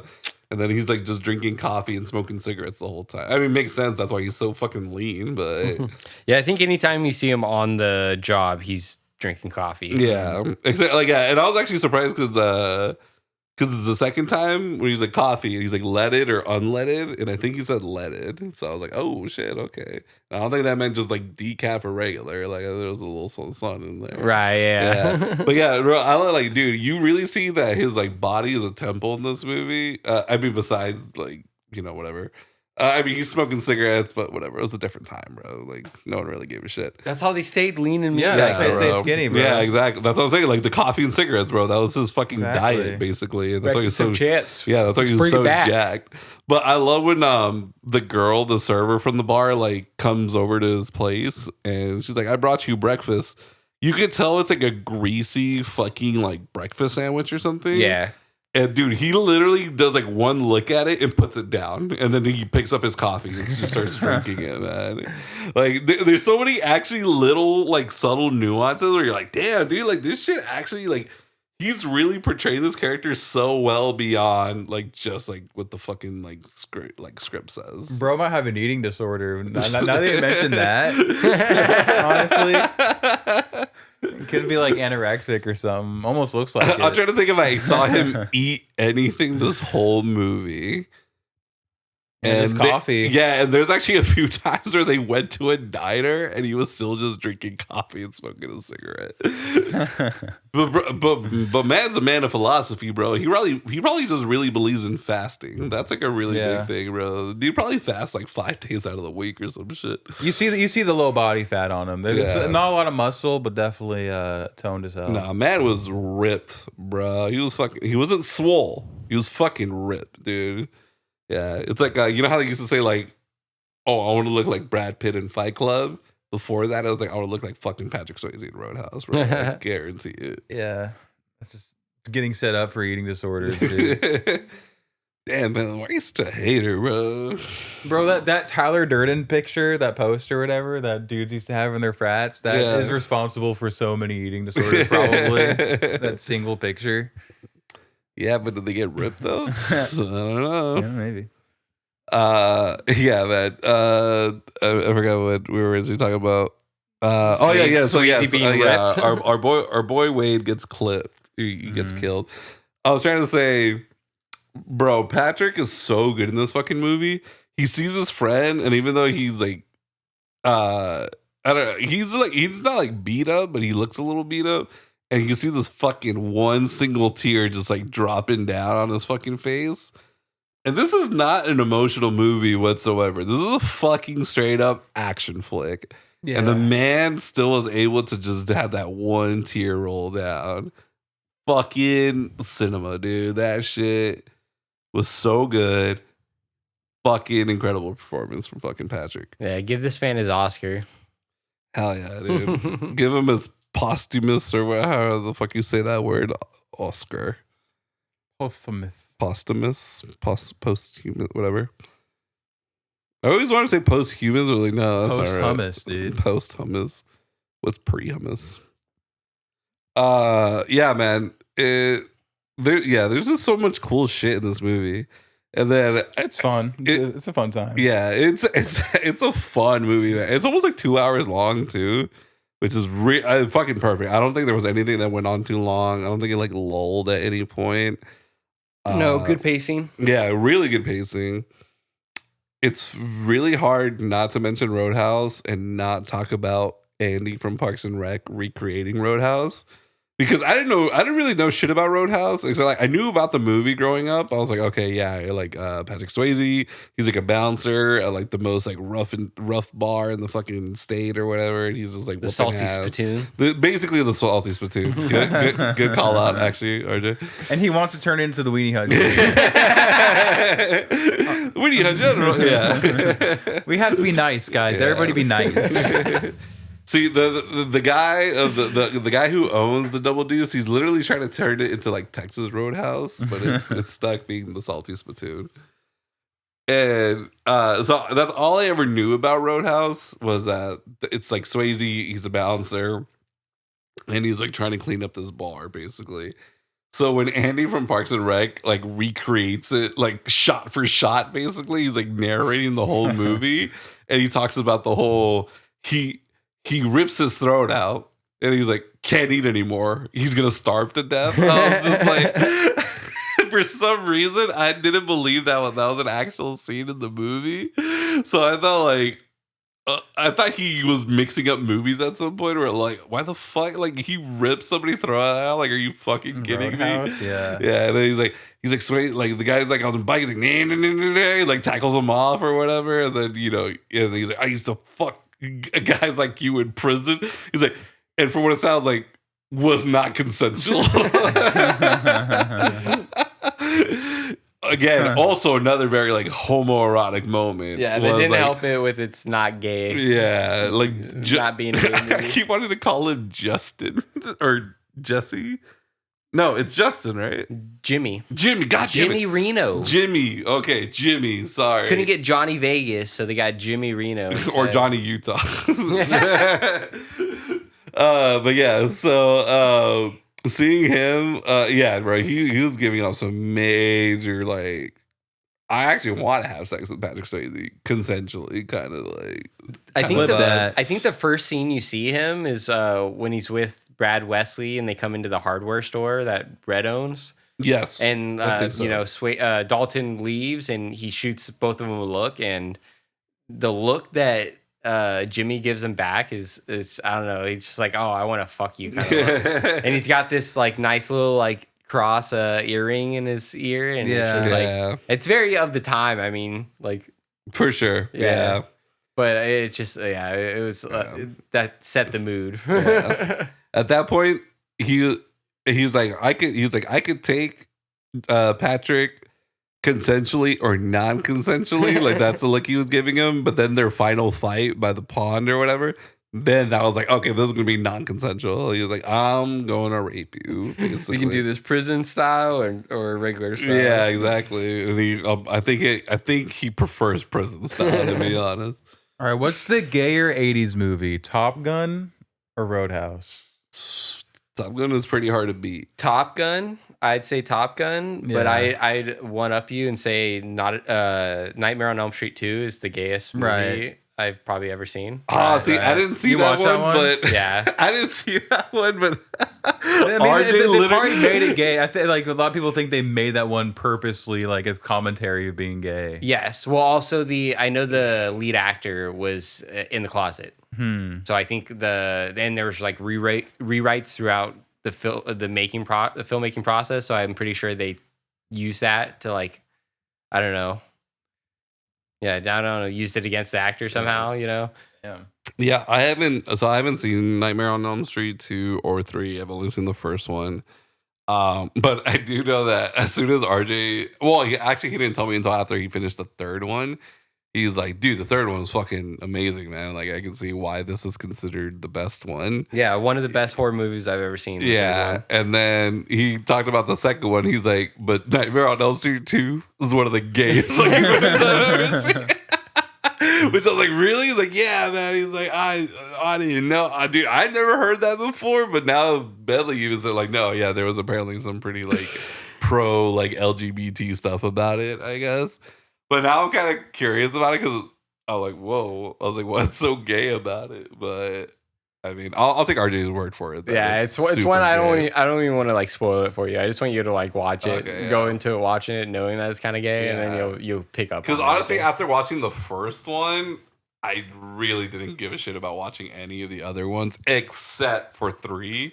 Yeah. Because everyone considers it the best one. Yeah. I think even Tarantino was like, yeah, dude, like fucking Dream Warriors or whatever is easily the best fucking Nightmare on Elm Street movie. Yeah, it's got Patricia Arquette and Lawrence Fishburne in there, which is pretty like cool. I mean, first one had Johnny Depp. Right, yeah. But that was before he did like anything else, really. Oh, but he was doing Jump Street, right, at the time? I think it was before Jump Street. Oh, shit. I think Jump Street was late 80s. Okay. But yeah, like it's just cool. Like most of those like 80s horror movies didn't really have like any stars in them. You know, I know Lawrence Fishburne was definitely doing stuff. Okay. Yeah, he was doing Pee-wee. Yeah. Oh, He was right. fucking Cowboy Curtis. Cowboy Curtis. Yeah. Cowboy Curtis. Yeah. Weird. Until you guys showed me Big Adventure, I've never seen a like Pee-wee's anything, but I knew that Lawrence Fishburne was Cowboy Curtis. Yeah, and Phil Hartman's like some sailor or pirate dude or something like that. Yeah, I don't know that Yeah, one. I just knew Lawrence Fishburne was Cowboy Curtis. He like created the Pee-wee character with Paul Rubens, basically, like in the Groundlings, and then Paul Rubens took it and was like, "This is mine." And then him and Phil Hartman like hated each other because of that. Because Phil Hartman was like, "Well, I kind of like did a lot of this too. Right. I helped you write the original show and everything." But yeah, Oh, that's fucked up. yeah, Damn. Okay. Yeah. Well, he wrote the movie with him. exactly. So That was right, before yeah, the, we before did the see falling out. that was before the falling out. Okay. Yeah. Damn. But yeah, A lot of like weirdly like gay stuff in the 80s apparently. I mean, that's when things started getting a little bit more like pro Right. LGBT, I guess. It's just kind of in general. So 80s makes are kinda sense. gay. Yeah, things started getting kind of gay. Yeah, for sure. It's all Freddie Mercury's fault, dude. In the 70s. Yeah. Is that the Freddie Krueger. the openly gay? Freddie Mercury, Freddie Krueger. Yeah. Freddie from Freddie's Steak Burgers. No, just kidding. Yeah, man, I don't know, but yeah, Roadhouse, dude. What is there not to say about Roadhouse, man? This movie has everything. Explosions. It's got action. It's got romance.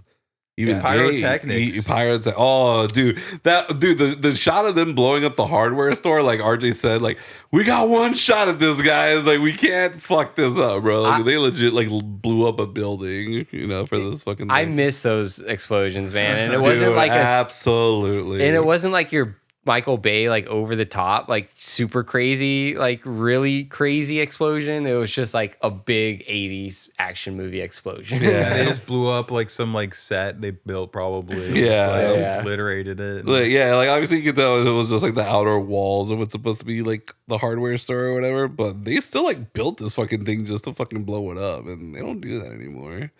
I feel like there was another thing that we just watched recently that made me think about that. I don't think it was Lost Highway has a really great like a scene like that, but and it's like slow motion. I'm not sure if you remember that at all, but it's like a slow motion explosion of a building or a house that's like in the middle of nowhere. No, not really. I don't remember that part now. Yeah, I can't remember what other movie I was thinking of. Probably True Lies had some awesome fucking pyrotechnics. Yeah. So maybe one of those scenes, like when he was like taking down the compound or something. That was pretty cool. Yeah. Anyways, yeah. No, the explosions are pretty pretty. fucking great in this movie. Like I was shocked, Yeah. honestly. Yeah, it was because I was expecting a fucking musical, like or whatever. I still don't know why you thought it was gonna be a musical or whatever, but Or have some musical moments. I don't know. you thought Patrick was about to like just bust out and dance, you know, and they were gonna have fight scenes like in West Side Story or something. And the movie started out with like that band and the bar or whatever too. It's like okay, they're like leaning into like it's like easing us into the musical part of it. Did you expect like a Dirty Dancing moment where they're like him and his Exactly. love interest are on the dance floor and they do some choreographed dance? Roadhouse and Footloose and Dirty Dancing are the same movie to me. Yeah, I mean, yeah. I've watched the remake of Footloose before, and I could definitely see like it being placed in Jasper, Missouri, and like when they go dancing, it's at Wait, the you saw the Roadhouse. remake, like the one from like 10 years ago? Yeah. Oh, okay. Yeah, it was a date movie. Okay, gotcha. Okay. Anyways, Hey, she paid, so somehow even cared. Damn, RJ, I didn't know you were so progressive, bro. Sorry. that was like the first time I saw Miles Teller in anything. Oh, really? Yeah, because he was like I didn't even know he was in that. he was the friend. Like, Oh shit! Yeah. The first thing I saw Miles in was fucking Project X. yeah, this was before Project X. Yeah, holy shit. Okay, all right. Yeah, Roadhouse is not a musical. Sorry for anyone who thought that for whatever reason. It is not a musical, so don't expect musical numbers. Does it have great music? Absolutely. I am curious about the remake with Jake Gyllenhaal now because I actually heard it was pretty good. I guess they do the '80s thing with it. I guess you could do mullets and shit in the modern times. No, yeah, because it's a modern telling of it. for Yeah, he's sure. an ex UFC fighter, right. Ah. and it takes place in like the Florida Keys, I think. That sounds about right. I know Conor McGregor's in it. Yeah, I do. Every single clip I've seen of it is of the Conor McGregor shit, and he's so bad. Oh yeah, It makes me not want to watch it. Yeah.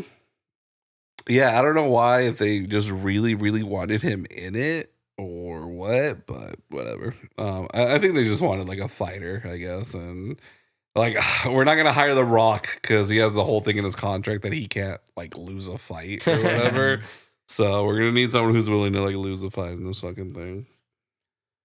But yeah, I don't know. Like I've heard actually surprisingly good things about it. I don't know if they said it was like an actual faithful remake or they just said it's not, but it's still like a good movie in general. I mean, I'd watch it, you know, especially after watching this one. Like, dude, it's kind of like, so I saw the remake of Red Dawn before I saw the original Red Dawn, and I thought the remake was actually pretty good. I was like, hey, you know what, this movie's pretty cool. Like, there's some really cool shit to it. And then after watching the original one, I was like, oh, nah, never mind, dude. The fucking original one fucks so much harder. It definitely made the remake look that much worse afterwards. So I don't know. Yeah, I don't know. Maybe I was just thinking that because it's like Swayze in another remake, technically, but yeah. But no, man, this movie was great. I feel like if they remake it again, they have to cast Theo Vaughn. He already has the hair. Yeah, but he's gonna have to put on like 50 pounds of muscle, dude, to fucking be in this movie. Yeah. Yeah. You can't. It's like 5 pounds of muscle, bro. He's not. Nah, bro. He's not that crazy. No, Theo Vaughn he's he's skinny, bro. Like he's pretty skinny, and Swayze is fucking Swayze, dude. That dude is fucking shredded, man. true. But yeah, I mean, he's got the hair, but yeah, I mean, to be Roadhouse, and by that I mean be fucking Dalton. Like Jake Gyllenhaal is. He's like a good looking dude. Like, I mean, I don't think he's ever known for being like a super handsome guy, but he's a good looking dude. Like, he's obviously like a traditionally good looking dude. And I know he was pretty fucking jacked in Roadhouse. Yeah. Yeah. And he's been jacked before. Like, I know he's done like a lot of movies where he's like pretty ripped. Yeah, he's pretty ripped in Prisoners. I remember that. Yeah. Yeah, but yeah, like I don't think he's been like Southpaw, right? Southpaw. Yeah, okay, Yeah. He was he played a UFC fighter before. So No, he was a boxer in that. Oh, boxer. Sorry, Yeah. my bad. But yeah, close enough. Yeah. But yeah, I don't think he's ever really been one of those guys that's considered like, oh, the sexiest man, and you know, like the whatever magazine that does a GQ or some shit. Yeah. Which I remember looking at Swayze's wiki, and it said that he won it in like 1991. So I mean, he was the sexiest man alive by People magazine in 1991. I believe it. Yeah, I believe it, man. Yeah, absolutely. But I mean, Jake Gyllenhaal never won sexiest man alive. I'm just saying. Okay, got you. Wait, Swayze's 5'10". How tall is Jake Gyllenhaal? I feel like he's probably the same. Like, he's actually not a tall guy. Yeah, he's probably 5'8". Oh, bro, 5'8" would be crazy because that's like Tom Cruise territory. Tom Cruise, I think, is 5'7".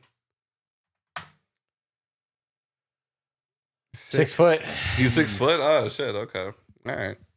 Another one.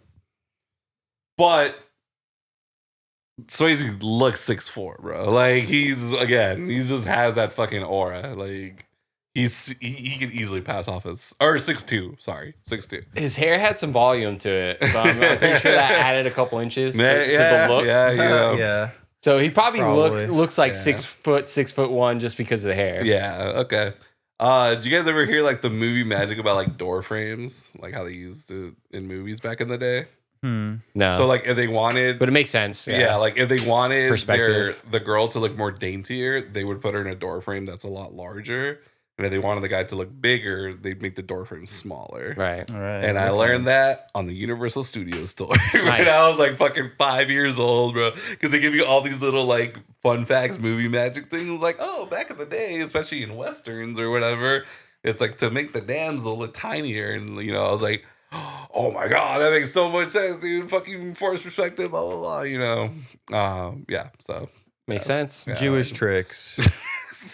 J tricks. J tricks. Man. But I don't know. Did you guys have a favorite scene in the movie? Was it the throat rip? Dude, the throat rip was fucking cool. That was fucking awesome. Dude. Bro, Came out of nowhere. I was not expecting hyped, that. bro. I was so hyped when that happened. Yeah, there's another part, another one of the fight scenes where, or I think it's like probably the first time he gets physical, but he just grabs some guy's head and like smashes it through the table. Yeah. Like it's just one of those like round bar tables, whatever. And he like chips off half of the table by smashing the dude's face. Oh, through it. yeah. Fuck yeah, dude. So cool. Yeah. So fucking cool, man. Absolutely. I loved it. I feel, The all-out bar brawls, dude, seem kind Lot of of real, them. honestly, man. Like, I can see that happening in that type of establishment. Right? Yeah. Just, it's like, everybody hit somebody, and then just fucking... They don't even know who they're fighting at some point. They're just, like, fighting somebody. It was almost good, like- good old like WWF battle royal, just everybody going for each Yeah. other. it's almost like they captured a live action version of like the cartoon fight where it's like the cloud of like dust. Yeah. And you just see, like, arms and legs poking Right, out every yeah. once in a while from the cloud. That's Yeah. basically what they got in this movie. Yeah, that's a really good. Yeah, that's a really good point, actually. That's funny. I don't even think about that. I will say I don't really have complaints about this movie, but there's something about I think I never really like characters that are like kind of too cool for school. That's just kind of the way I put it. And even in like animes, which I watch that you guys don't, but there's typically that character, and they're usually not anywhere near being my favorite character. And I felt Swayze in the beginning was kind of annoyingly cool, Right. and the best examples I can think of, and I was thinking about this while even when we were watching the movie, I was like, really, it's like, you know, he shows up to whatever, the Double Deuce, and the girl is like, hey, you got a name? Yeah. Okay, so what is it? And he's like, Turns around. just turns around, yeah. Adult. And then she's like, and she's trying to be super nice. She's just like, well, if you ever need anything, let me know. And he's like, Doesn't I was even like, say wow, anything. what the fuck? Doesn't dude? even respond. Yeah, He just and- turns around. Yeah, and I thought it was. I again. thought he was like, it was your typical kind of like cool guy, like trying to get laid thing, where he's like, I'm gonna not pay her any attention because I want to fuck her later. Bro. That was kind of the way he was like playing it off. It's called maintaining frame. All right. I'm not sure if you listen to the pickup artists or No. whatever, but Yeah. No. you got to maintain frame. He's maintaining, like, you know, he's in control of the situation. Yeah. I've never heard the term maintaining Oh, frame. it's hilarious. But You I gotta know look I know into there this. is very much a thing about where it's just like, don't give her attention because that's gonna make her want your attention. That's just like the most like stereotypical fucking thing ever, like since the beginning of fucking time, basically. But the other moment where it was so after he has sex with the doc, she wakes up and she like looks out and this dude's just hanging out on the roof, fucking like buck naked, like on a like blanket, just smoking a cigarette, looking at the stars or whatever. And I'm like, really? Like, after you fucking have sex, that's what you go to? You're like, oh, I'm just gonna go hang out outside, fucking buck ass naked. I get it, bro. And bro, she's gonna wake up and look at me like, damn, look at him being all fucking cool and mysterious over there, you know? And it just feels so forced to be cool. He's a male manipulator. A little bit. I just can't, man. It's so hard to take seriously those types of characters. And again, man, I fucking love Swayze as Dalton. He was so awesome in this fucking movie. Like, the man's got aura. But just those two moments, I just couldn't help but like roll my eyes. Yeah, there should have been like a good scene where he gets his ass kicked like once or twice. Like, truly gets his ass kicked, gets it handed to him, you know. But he doesn't lose, bro. Yeah, he doesn't lose. Yeah. You heard him say it. Yeah. I know. I mean, it took 4 guys to actually start beating the shit out of him when they were like trying to like destroy the drop off from the liquor truck or whatever. Yeah. It took 4 dudes, one of them being fucking 7 foot, to like take him on, you know? Yeah, and that was probably like the worst part where we saw like him like getting his ass kicked, but obviously it's like an unfair fight. But yeah, Sam Elliott could also throw down. I fucking love when Sam Elliott shows up all beat the fuck out of, you know, when Dalton was worried about him. And he's like, Dalton. He's like, don't worry. He's like, there was only 3 of them. I was like, oh shit. Like, yeah, bro. Bars. Yeah. So fucking cool, man. Yeah, I love Sam Elliott, bro. He always plays like the coolest fucking characters. And I think this is like the earliest thing I've seen him in. Yeah, it's definitely for me. Yeah, 89. When was Lebowski? 98. 99, Oh shit, that was way later then. Okay, never mind. That's really the only like movie I could ever think of him in. Sam Elliott. I cannot name you another movie that he's in besides Big Lebowski. I know I've seen him in a few different things at this point. I mean, obviously he's big in Westerns, so Right, yeah. I'm sure he did a couple big Westerns early on. Yeah. I know he got famous for like saying something about gay people or something like a couple years ago. He got in some hot water. Okay. Oh, did he? Oh, I love him even more so. then. What do you say? I hate gay people. I don't remember. Oh, he was in Mask Never seen it. with Eric Stoltz. Yeah. That was a couple years before this. Yeah. That was probably one of his first big things. Oh yeah, see me, Tombstone.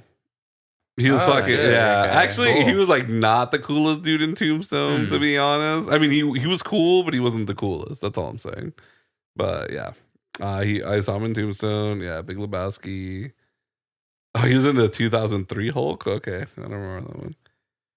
Barnyard. He was a voice on Barnyard. Let's fucking go. He's in A Star Is Born. Oh wow, the first thing I saw him in, because I'm looking at this list right now, it was probably Ghost Rider. And actually, his character in Ghost Rider was so fucking cool too. Mm-hmm. I didn't remember that. A lot of TV.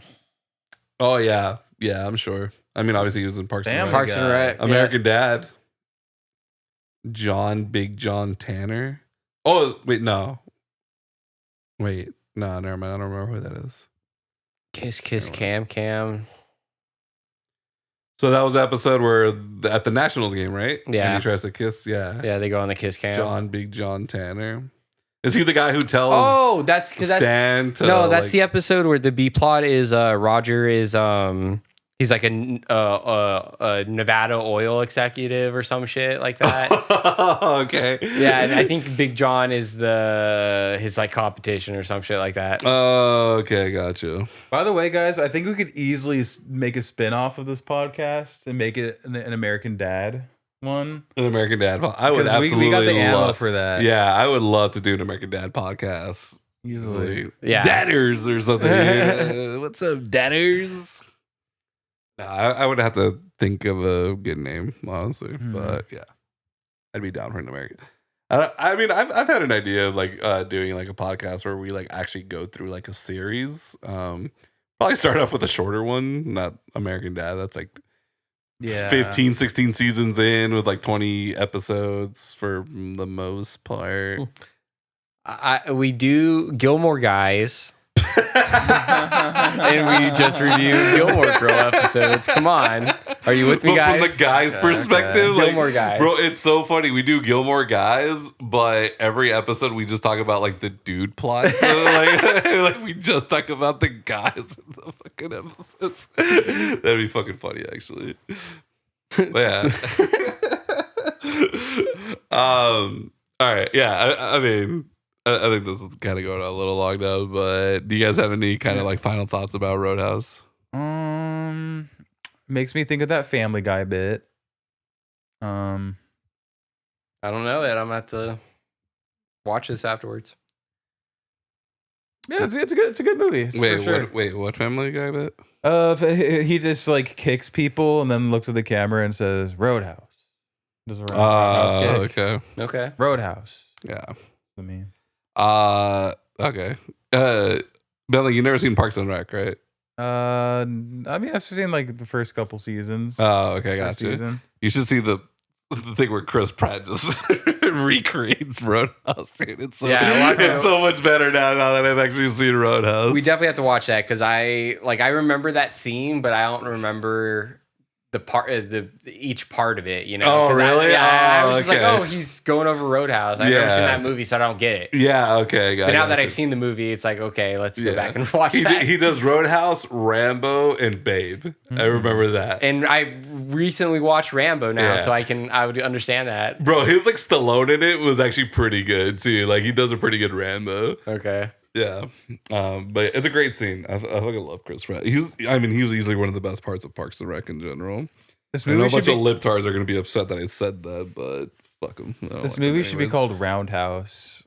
There was a lot of roundhouse kicks. Yeah. Especially from that fucking like Italian mobster guy. What's his name? He threw out a lot of fucking roundhouses. Yeah. Well, his henchman was actually like a pretty good fighter. Got the pool cue. Starts with a J. Jimmy. Jimmy Reno. Dude, I don't know why I'm having such a tough time with that one. Jimmy Reno. Yeah, he was a martial artist. I can see that. Yeah, he did Korean Hapkido and Taekwondo. There we go. Dude, type in Patrick Swayze martial arts, and I feel like we're gonna fucking see something. Patrick Swayze martial arts? Yeah. I feel like he's got a belt, bro, and something. Watch, we're gonna find out that he trained with Chuck Norris and Bob Barker. He was extensively trained in martial arts. Wushu, Aikido, and Taekwondo. Yeah. The ones that don't matter. Well, Taekwondo's all kicks, if I remember correctly. Yeah, it's mostly kicks. It's kicks. Aikido, I'm not sure. That Aikido's like your traditional karate. Yeah. Wushu is, I know, Chinese. I know that's more like Chinese, but I'm not sure exactly what it is. But yeah. No, you could tell he actually knew how to fight. Like, legit how to fucking fight. Yeah, he did most of his own stunts, apparently, on this movie. I believe it. Only most. He's him, bro. Who's a better dancer, Patrick Swayze or John Travolta? Swayze. Swayze didn't even dance in this movie, did he? No, but it's Dirty Dancing is what they're talking about. Yeah. Travolta, bro. Pulp Fiction, where he does the thing. That was a great scene. Over his eyes. The scissors. I mean, he was also in Saturday Night Fever. Right, yeah. Exactly. Grease was literally a musical. Grease was a musical. He dances in that too, bro. This movie, not a musical. Yeah, not a musical, Bentley. Sorry. Could be, though. Sorry to bust it for you. Dude, honestly, I can see Roadhouse being a musical. Easily. Yeah, they made a stage adaptation, so why not a musical version of it? I would love to see a stage adaptation of fucking Roadhouse. That's how good this movie is. I would watch a stage adaptation version of it. I also give it my highest compliment in that I would buy a physical copy of this movie. I think I saw that Arrow had a Blu-ray copy, a Blu-ray edition of it. Oh, do they? Yeah, because unfortunately it's not going to be part of the Criterion collection. So, Shout Factory. Okay, that's like another major one. Oh, and then there's a Vinegar Syndrome one. I think it said it was a combo pack. 4K. Oh, never mind. Blue. Oh, wow, really? Okay. I thought Vinegar Syndrome only did really weird movies, like obscure movies. Because when I was going through their list, I was like, bro, these are all like Chinese movies that I've never even heard of before. And then Dirty Work. I remember Dirty Work. Okay. Yeah. It's just Showgirls on there. They do like a lot of like the sexy like B movies. Okay. What risque sure. movies? But yeah, I'm just saying, if I grew up in 1989, right, and I could watch this movie, And you're I would 1 years old. yeah. If I was 1989 and I was like in my early teens or whatever, I'd be watching this. I'd probably watch this movie multiple times in theaters. Like, this seems like one of those movies where I'm like, yeah, I'm gonna watch this more than once in fucking theaters. Especially because, again, owning a VHS copy wasn't really a thing, so I was like, this is the only way I'm gonna watch it, or you don't have to wait until it comes out on TV like 3 years later, what the fuck ever. So yeah, I would definitely watch this movie multiple times in theaters. You'd say that, but you'd actually be the guy who watches Hear No Evil, See No Evil like 10 times. That too, yeah. Batman. Batman. Batman would definitely get multiple watches for sure. But yeah, dude, fucking Roadhouse, dude. Hell yeah, I would absolutely watch this movie multiple times in theaters. Again, highest compliment. Like, if this came out now, multiple times in theaters, and I'd probably pre-order this fucking movie, dude. Like, I would buy this movie right away. Nice. Yeah. If you got captured by aliens or whatever, and you wanted to show them a piece of media that like kind Perfectly of explained your represents culture, yeah, this would be a good flick to show them. Like this and 2001: A Space Odyssey back to back, just to show them what it's like, what humanity is all about. I think I would show this movie if my objective was to show what 1980s America looked like. I would probably show Roadhouse. Mm-hmm. This and Wall Street. And Wall Street's a good one, yeah. See, I haven't even seen that movie, but I just know that like I seen it. or maybe no, like no, I didn't. Wolf of Wall Street then. Oh, okay, gotcha. Like, I mean, that's the same. See, I was thinking like because like the original Wall Street, which also came out in the 80s. Greed is good. The whole greed is good thing. Right. I feel like it's like the opposite end of the spectrum, where like Roadhouse is small town America, and then we have the city, right? We have New York, Yeah, that's what I'm saying. So we get that's a good one. It is a good one actually. But yeah, I'm just saying, this is Americana, bro. Like, this is classic Americana. This is Congress. This is black coffee and a pack of Marlboros and like no minorities, bro. Like, this is one minority. We got one minority. It's Keith David, who I love, but why the fuck did he get in the opening credits, dude? The dude had like 2 lines in the whole fucking movie, and he doesn't even show up till like more than halfway through it. Because they needed a black guy in there. Dude, I told you, this movie's woke, bro. This movie is extremely woke. They couldn't make him an Italian mobster, so they just got an Italian guy to play a regular, like, American, I guess. But yeah. Woke. Female doctor. That's fucking woke, bro. But they still have to give her dumb bitch syndrome, so it's not that woke. Nice tits throughout the movie. Not hers particularly. I mean, there's nothing wrong with them, but she wasn't the hottest girl in the movie. That's all I'm saying. They didn't cast these girls based on how nice their tits looked, like naked, like Russ Meyer or whatever. Well, Russ Meyer likes fake tits. I think that's pretty apparent. Maybe. Do you think they're fake in these movies? If they did, they actually got them really well done, because most of them look pretty natural. That they're natural, yeah. Oh, dude, that scene where that dude was like whoring out his girl, and it's just like, you want to kiss these, like like best tits on this side of the Mississippi or whatever. Charges $20. $10 a tit. Yeah, it's like $20 and you can kiss him. And his friend's like, take that deal. Like, all right, and he's just like groping her, like, yeah. He's like, why ain't you kissing her? Like, I ain't got $20. Bro, that scene was fucking hilarious, man. The comedic timing on that was awesome. One of the best jokes in the movie, for sure. Yeah. So, any last minute thoughts? The romance in this movie sucked. Did not care for like if they got together or not, or if she fucking died or what. Yeah. Like, to be honest, he literally like defended himself from a guy who was like trying to kill him near like a river, and she like runs up as he like right after he rips his throat out, and she like gets all mad at him for defending himself, bro. He gets the knife pulled on him. Yeah. So like, fuck her again. Dumb bitch syndrome, dude. She just has dumb bitch syndrome. It was just a very prominent thing back then. I mean, it's still a prominent thing, but it was a lot worse back then, it feels like. And also, Patrick Swayze just caused more problems just trying to takes his bar, then he solved. I think it would have been better if he did nothing at all. He probably could have gone about all of this a lot easier. Yeah, probably. You think so? Probably.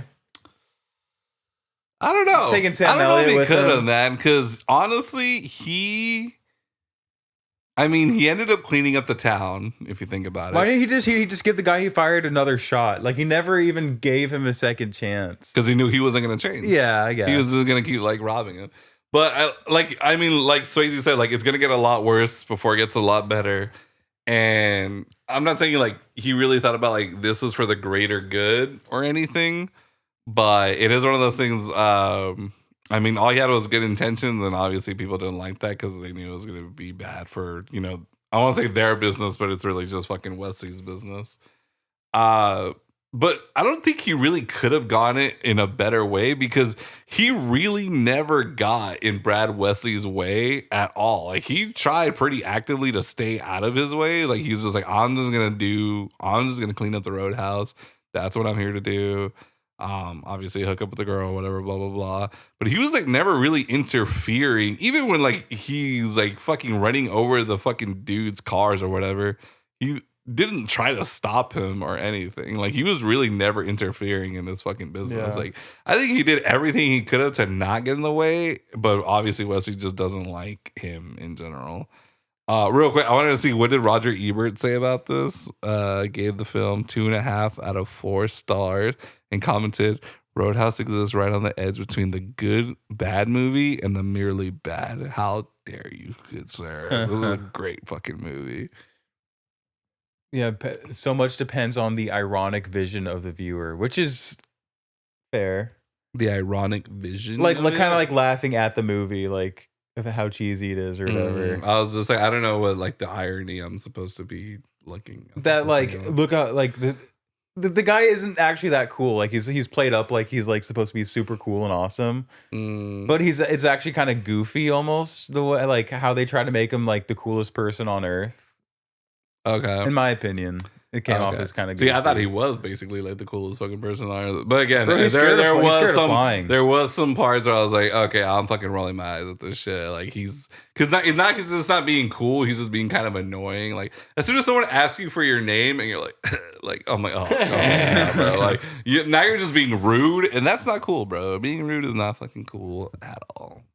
Something interesting at the bottom of this Wikipedia thing here is it says that it was nominated for 5 Golden Raspberry Awards. No, the Razzies. So this movie was not liked. Worst picture, worst actor, worst supporting actor, worst director, and worst screenplay. What? Okay, I feel like there's got to be way worse movies that came out in fucking 1989. That there's no fucking way that this is anywhere near that. But whatever, Razzies are kind of weird. Yeah, they nominated like The Shining and Shelley Duvall and stuff. Like they have some misses for sure. Nah, dude, I fucking love this movie.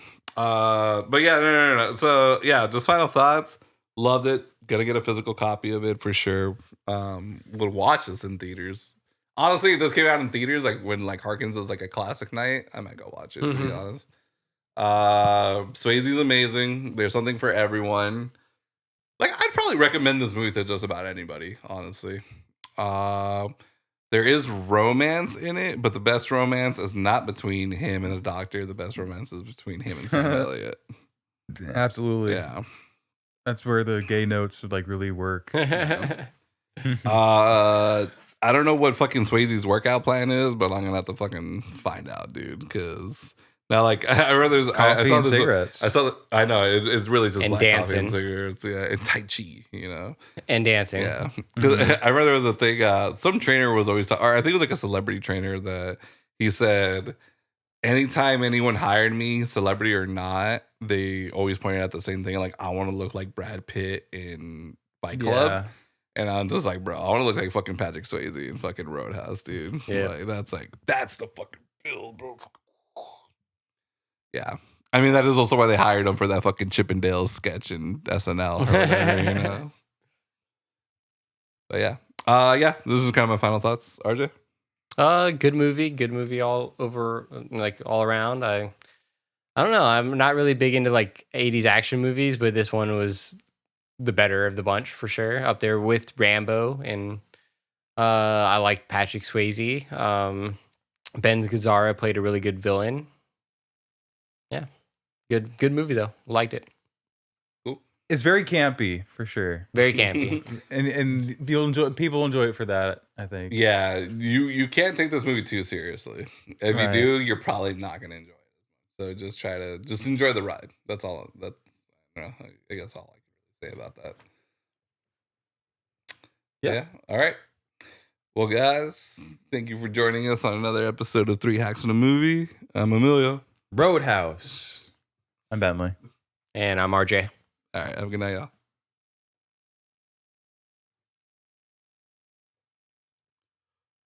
How long was it? Hour 50. Okay. That sounds